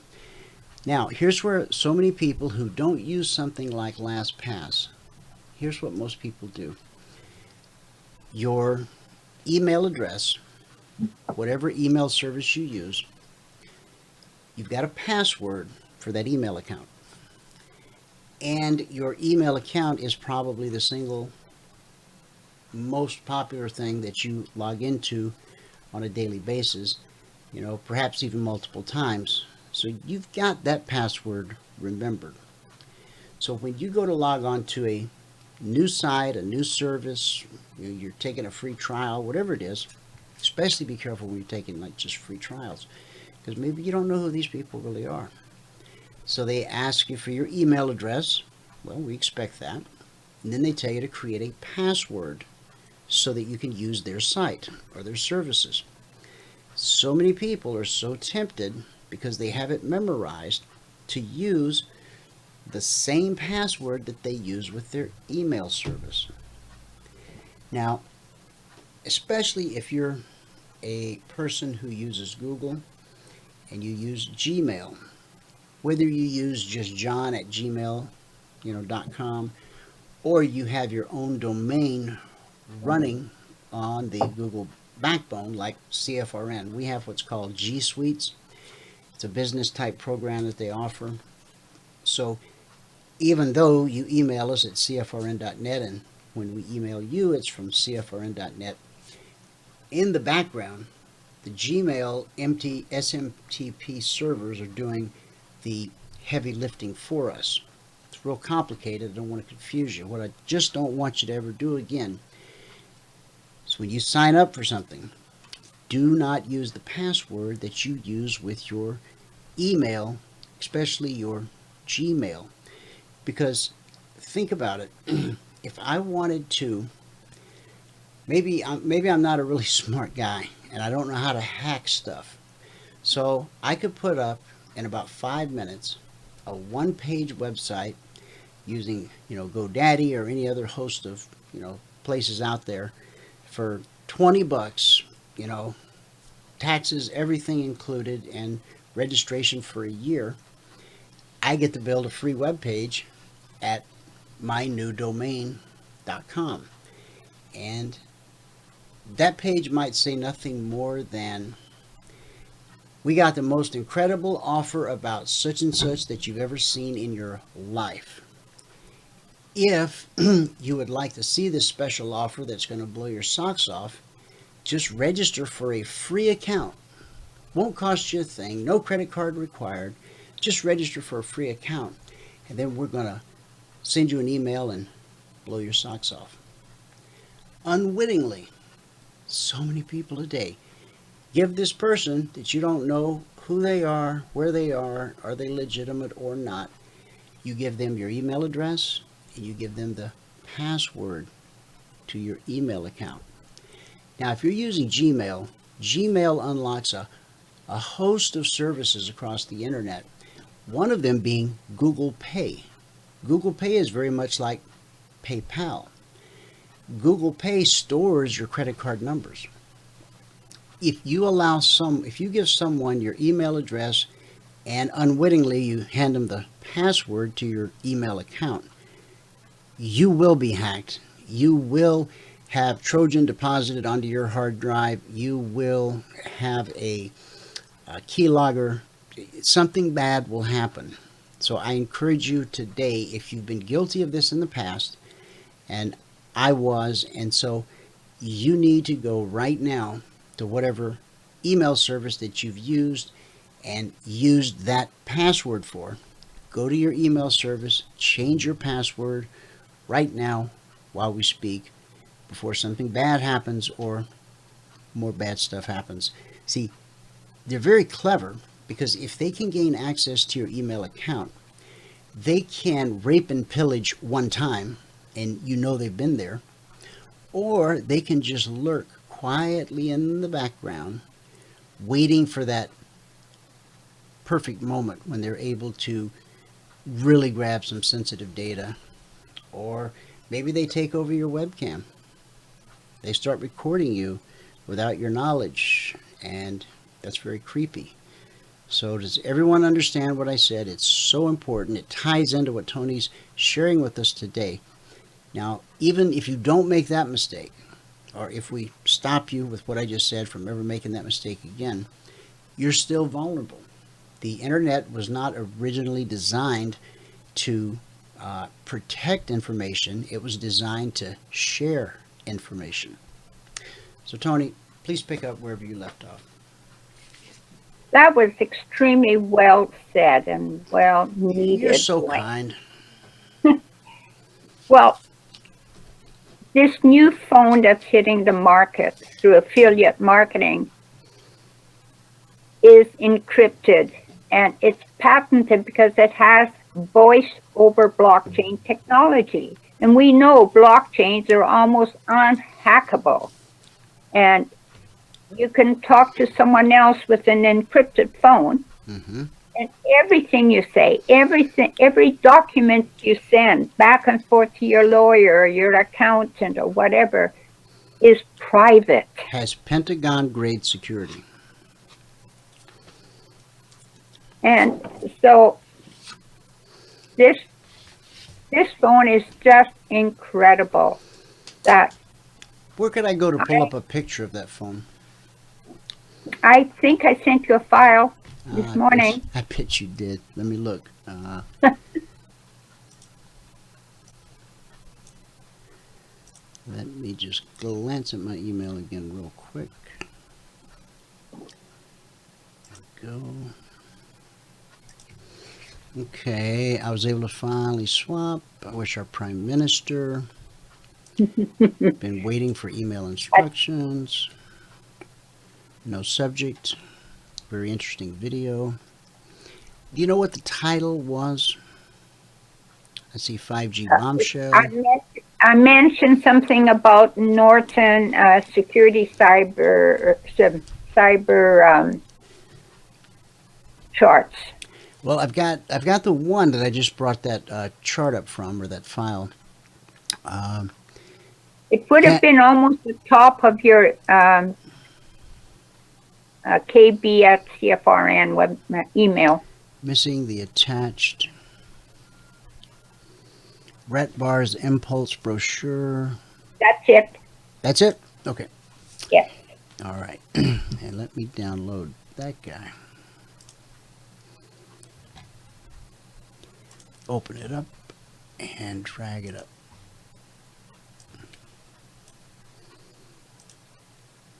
Okay. Now, if you can magnify it so they can read the data. Enlarge it. Is that better? That's better. You know, I don't, is that, yeah, because I don't know if I can blow it up any bigger than that. No, that's fine. Okay. My eyes aren't that great and I can read it. Okay, fair enough. As you see, they compare crypto data impulse phone and regular smartphones. And look at different features. I don't understand the technology of the regular smartphones to begin with, but I'm starting to learn and believe in the importance of encryption, which is why it makes blockchain so valuable. And You know, George Gilder calls the blockchain just Internet 2.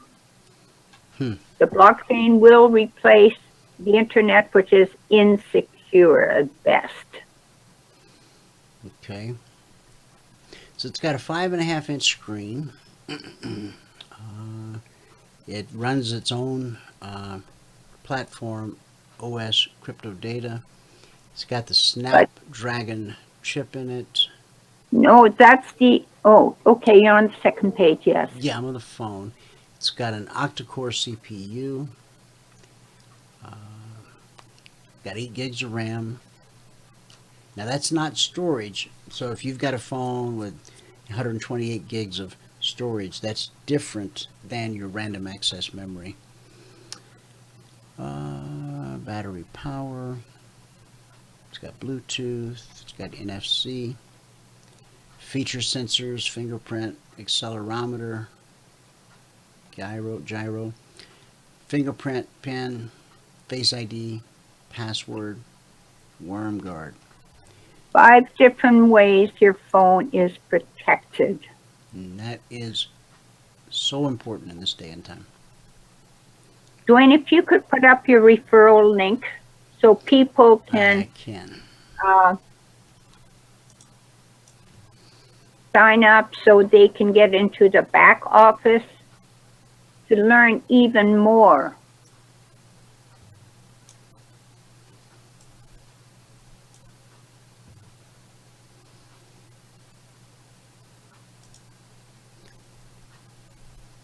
Thought I could increase the font size. I guess I can't.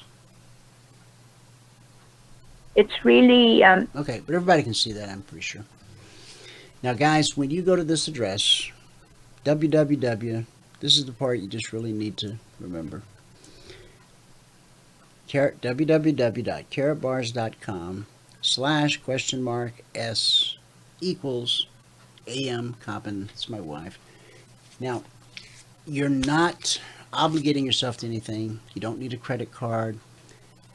You're simply registering as an affiliate, not a customer, as an affiliate, because the company wants to show you the business opportunity.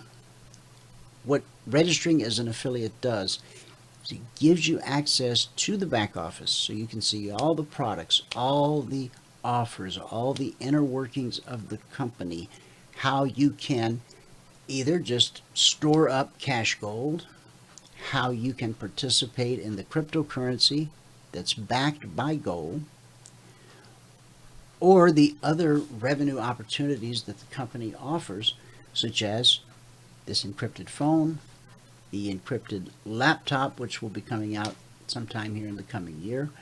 We'll hopefully be able to give you more information on both of those next week. We've been told the company's going to release some news on Monday, and as soon as that's released, we'll update you and notify you. Where do you want me to go from here, Tony? well, as I said, all we can do is lead a horse to water. We can't make them drink. That's And true. I keep repeating, if you haven't watched The Hidden Secrets of Money, especially episode 1, there's a huge hole missing in your financial education. I agree. That one episode is like grade 1. Then you advance, and Mike Maloney has episodes about the blockchain and all that kind of stuff. So he keeps posting new videos. And in one just last week, he mentions we cannot avoid this financial apocalypse that's coming, Right. but we can prepare to not be harmed or hurt so badly by being informed. Mm-hmm. So, since I found those charts early this morning, I thought I'd get them out. And I imagine if anyone wants to know from other countries, if they went to the Norton website perhaps, Mm-hmm. and asked for the cybersecurity reports for their country, they might be able to find it on the website. Okay. Very good. Anyways, that's the main thing I just wanted to share with your people is what Norton is reporting. Those are some pretty shocking numbers, folks. And we always think, well, I feel sorry for the guy it happened to, but that won't happen to me. Well, 4 out of 10. I mean, odds are, at some point, it could be you. And once, you just can't put that toothpaste back in the tube. You can't unring that bell. Once they have your information, not only are they going to use it, they're going to wring it out, and then they're going to go on the dark web, and they're going to put it up for sale. A full set of credentials, you can buy them on the dark web for $5. I wanted to mention that often senior citizens are targeted. Yes, specifically. Absolutely. Because they're the only ones that still answer their phone. And they're just learning about email and that kind of thing in some cases. And they come from a different generation where you were taught to trust people. Exactly. And my mother was victimized by one of these con artists, and one of my favorite high school teachers, which I reconnected with in church 10 years ago, she was also you have letters from Nigeria to, you are, an heir of so-and-so who has quite a large estate, and they're looking for the heirs, etc. And she was sending money every couple of weeks. They're so clever in the way they pull off this nonsense. Good friend of mine, he was also my stockbroker for 20 years. His parents were taken to the cleaners, and once they kind of began to realize that something might be up, they're too embarrassed to bring it to their son, because they're educated people, but they fell for it, and then they kept falling for it. And then the last phone call that was made, they were told that the Mercedes-Benz that they had, the brand new Mercedes-Benz they had won, was sitting right around the corner, but before the person could drive it into the driveway and hand them the keys, they had to send one more bank wire to confirm, pay some taxes or something. There's always a reason and an excuse. That's right. It's just heartbreaking. And my friend, here he felt so bad because here I am, big shot in the financial industry, well-respected broker, blah, blah, blah, and I let my own parents, it's not his fault. Because they didn't tell him. He didn't know until he did manage to prevent them from sending that last bank wire. But it practically bankrupted these folks. They're in retirement. A lot of retirees today go back to work. They're past the point of being able to go back to work. Now, this is a family that owned a chain of Taco Bells, and they had franchise ownership and some other. They did well. They worked hard all their life. They did well, and these scammers took it. They took almost every dime they had. So security really, really needs to be a serious matter. And your communication tools are your cell phone and your laptop.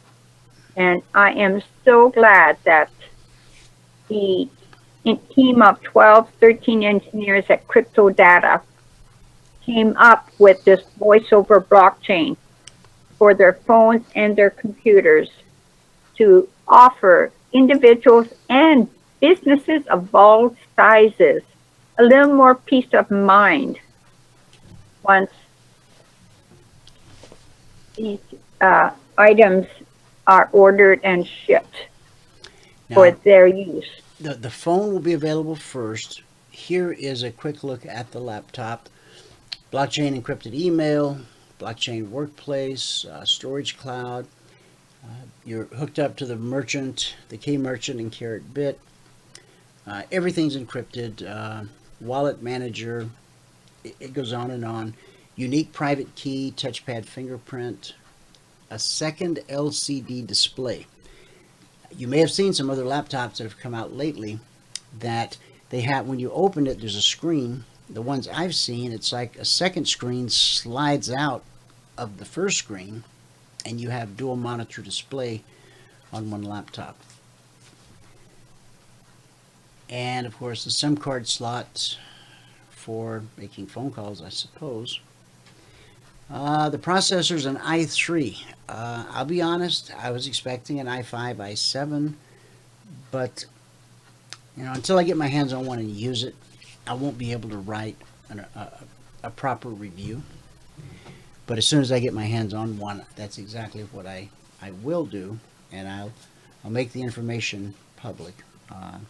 Runs Windows 10. Or crypto data OS. encrypted. Okay.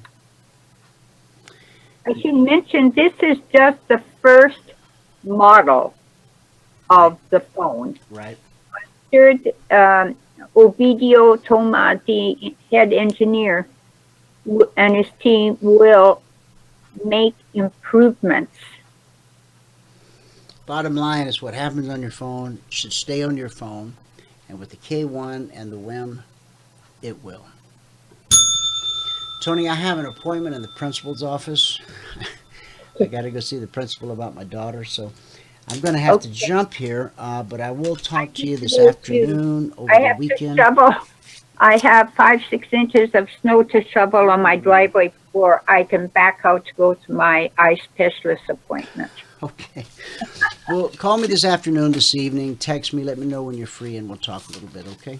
Will do. All right. Thanks so much, Tony. Bye-bye. Bye-bye. All right. Here's the S&P. We haven't approached that trigger yet. However, we did have a logic alert come out. And guys, I'm going to have to I'll do a video this afternoon once the markets close. I'll post it at youtube.com/CFRN. It will have the entire recap. I'll go through the rest of the markets that I didn't get to today. I apologize, I'm just simply running out of time.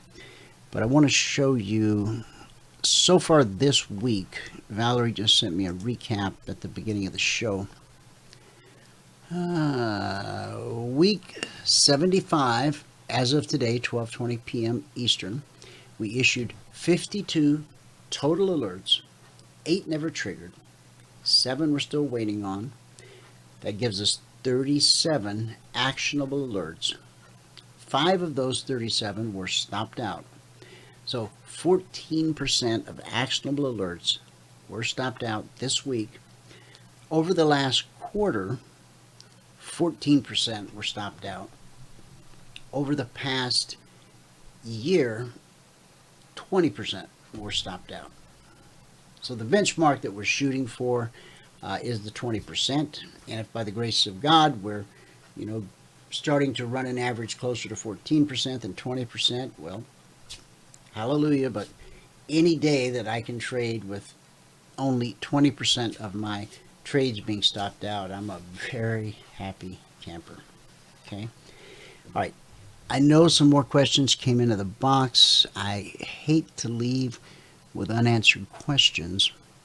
Han said, a cybersecurity expert recommended that you can use 1Password everywhere if you put in part of the name of each website. Yes, I have heard of this, and this does make good sense.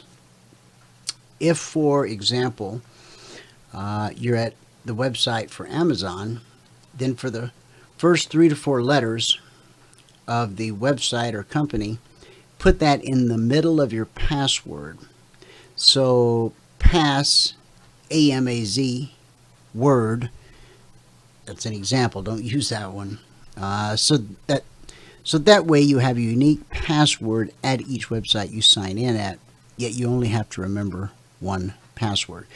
I've used that methodology, and I agree with that very much. That will work. But the one I like, I hate to say it's because I'm lazy, because of all my character defaults, I don't think lazy is one of them. But I use this thing here called LastPass. It's a Google Chrome extension. Kind of just runs in the background. You never have to think about it. And if you sync up your Google Chrome browsers, if you log in on your laptop or your tablet, or even if you're at a friend's house and you log into your Google account, LastPass will still fill in your username and password for you. So, and what you can do is each time you sign up a new place, you can have Google, you can have LastPass choose a really crazy complicated password for you, that's literally unhackable, but you'll never have to remember it because LastPass is going to remember it for you. Okay. What I would do is periodically go into your vault, download an encrypted version of all those passwords. So if something ever did happen to LastPass, they go offline or something, you've actually got the passwords. Just put away on a thumb drive in a safe. Thank you very much, Han, for sharing that with us. That's very, very good advice. Okay, I think I covered all the questions. If I didn't, I'll be happy to cover them this afternoon in Telegram or just over the weekend. If you need a mentoring session and your work schedule doesn't allow you to do the typical 4 or 4:45 afternoons that I do, just hit me up in Telegram. Hey, Dwayne, I'd like to spend a little time with you. Can you work me in any way? Saturday, Sunday, Monday night. I'll do whatever I can to work you in. Okay? But you got to ask. If you can use the times published on the site, that's more desirable because it helps me to plan. But I'll make an exception for you because you're family. All right? Now, this week on Logic, I just gave you the big picture stats. Let me scroll down real quick. Scroll up. Busy week compared to last week. Last week, which was week 74. Hold on for me just a moment, please. Yeah, hold on just one moment. I'll be right back.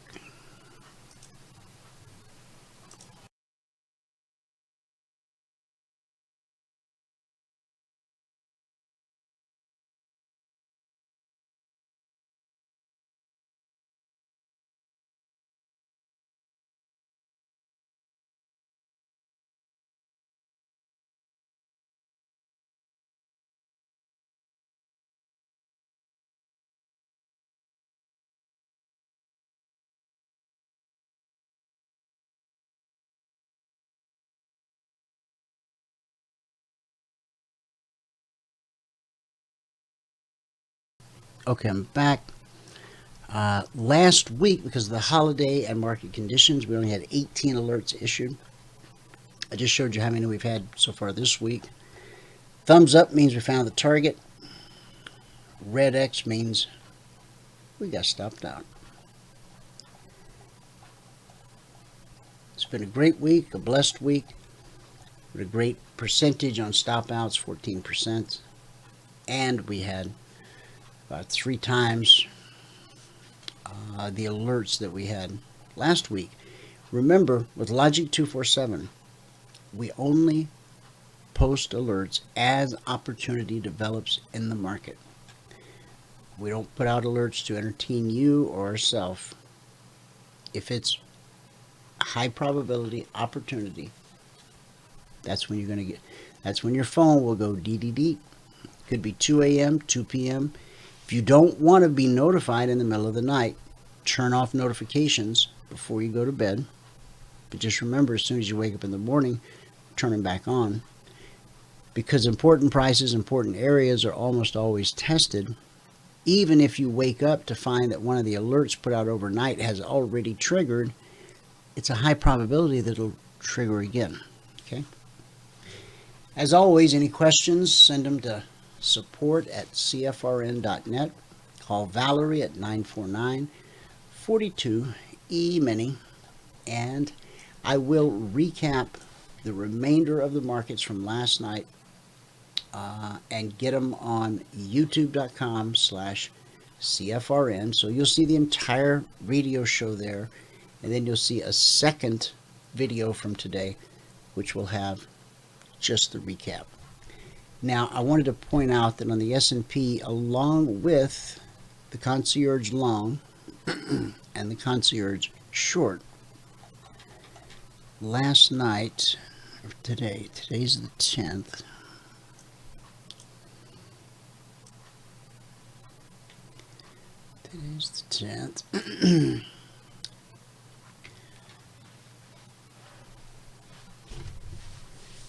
Okay. At 9:30 this morning, we had an alert to be short 32.74, which was right here.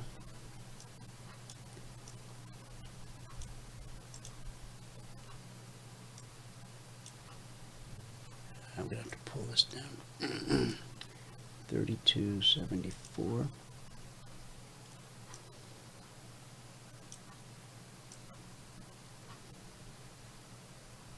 Okay, so from 32.74, first logic trigger ran down to 32.6850, so we'll round it up to 69.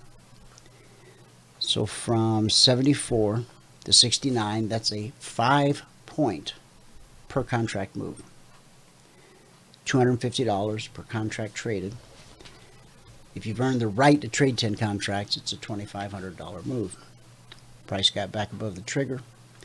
It's in the process of doing it again. Okay. The Dow, we were just talking a few moments ago. Now, there's so much momentum in the market. We did not get that pullback all the way to the BBC. Does that mean no good? No. It means there's so much downward pressure. The salmon tried to swim upstream, but they couldn't quite get to the spawning ground. Market rolls over as we take out this trigger. I'm thinking we see a pretty quick trip to this swing low, which is a big round number, 28,800. And then once 28,800 is taken out, let's see what the alert said. 28. Okay. So from 28,800, well, 830, right, to 28,810, and then the zone below is 640/645. So this is what you have to look forward to. Trigger, initial target, trade to target. If this thing goes from, we'll call it 845 to 645, that's 200 points at $5 a point. This has the potential to be a $1,000 per contract move. Where does your stop loss need to be? Well, right there. So that's 28,903. Let's just call it 900. If you get in at 830, that's a 70-point stop loss. Get 800 to 30, that's 70-point stop loss. At $5 a point, that's $350 per contract traded. So watch this. If we drop this down to a 5-minute, okay.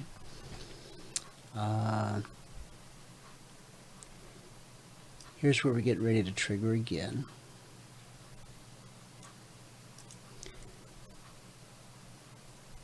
I was looking to see if we had another swing high Don't see one. But you know what? You could just be patient right here because this is an important price, important area. You see what happened right here when we got to the trigger? It bounced it. You might let it bounce it again. If we consolidate here, the BBC will come down to meet price, and then that down leg kicks in. Now, instead of putting a stop right there, right here where you got the bearish cross, remember when price closes below, opens and closes below, that tells you the narrative has changed. When you get the actual bearish cross, that confirms the change in narrative. So you could actually put your stop right above that bearish cross right there. Now if you do that, your stop loss is 880. Your entry is 830. That's a 50-point stop loss at $5 a point. So you're risking $250 per contract traded. Your first obstacle on the way down is right there. It's also a target. And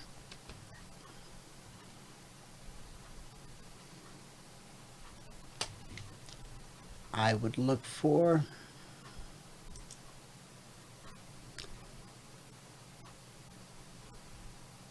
that already lines up with that. That's where we've already been. I would look for potential support here. And if we get through that area, it's an absolute free fall down to this zone. Okay. All right. Let me take one last peek at the chat box. Okay, I think I covered everything. Sorry I don't have time for the good word. It's the last thing I don't want to have time for on any given day, but when you got to go to the principal's office, you got to go to the principal's office, and I've been summoned. So I'll bring you all up to speed. It is the weekend. Spend quality time with your family. Of course, I'll see you all in church on Sunday. Thanks so much for tuning in. Whoever you are, wherever you are, may God continue to richly bless you with His mercy and with His grace. And I'll see you at the bell.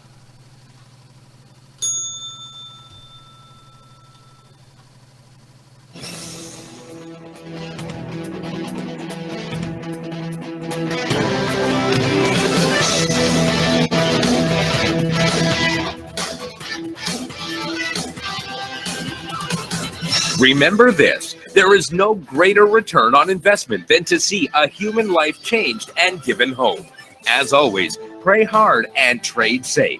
Any financial information discussed on this show is simply the opinion of our host, Dwayne Reeves, his co-hosts, and guests. To learn more about trading Emini Futures or to take a 1-week free trial in our live trading room, call 1-866-928-3310. 866-928-3310. Information discussed on this radio program should not be construed as a recommendation to buy or sell any security. Always do your own due diligence and consult with a licensed securities broker or financial planner before making any investment decision.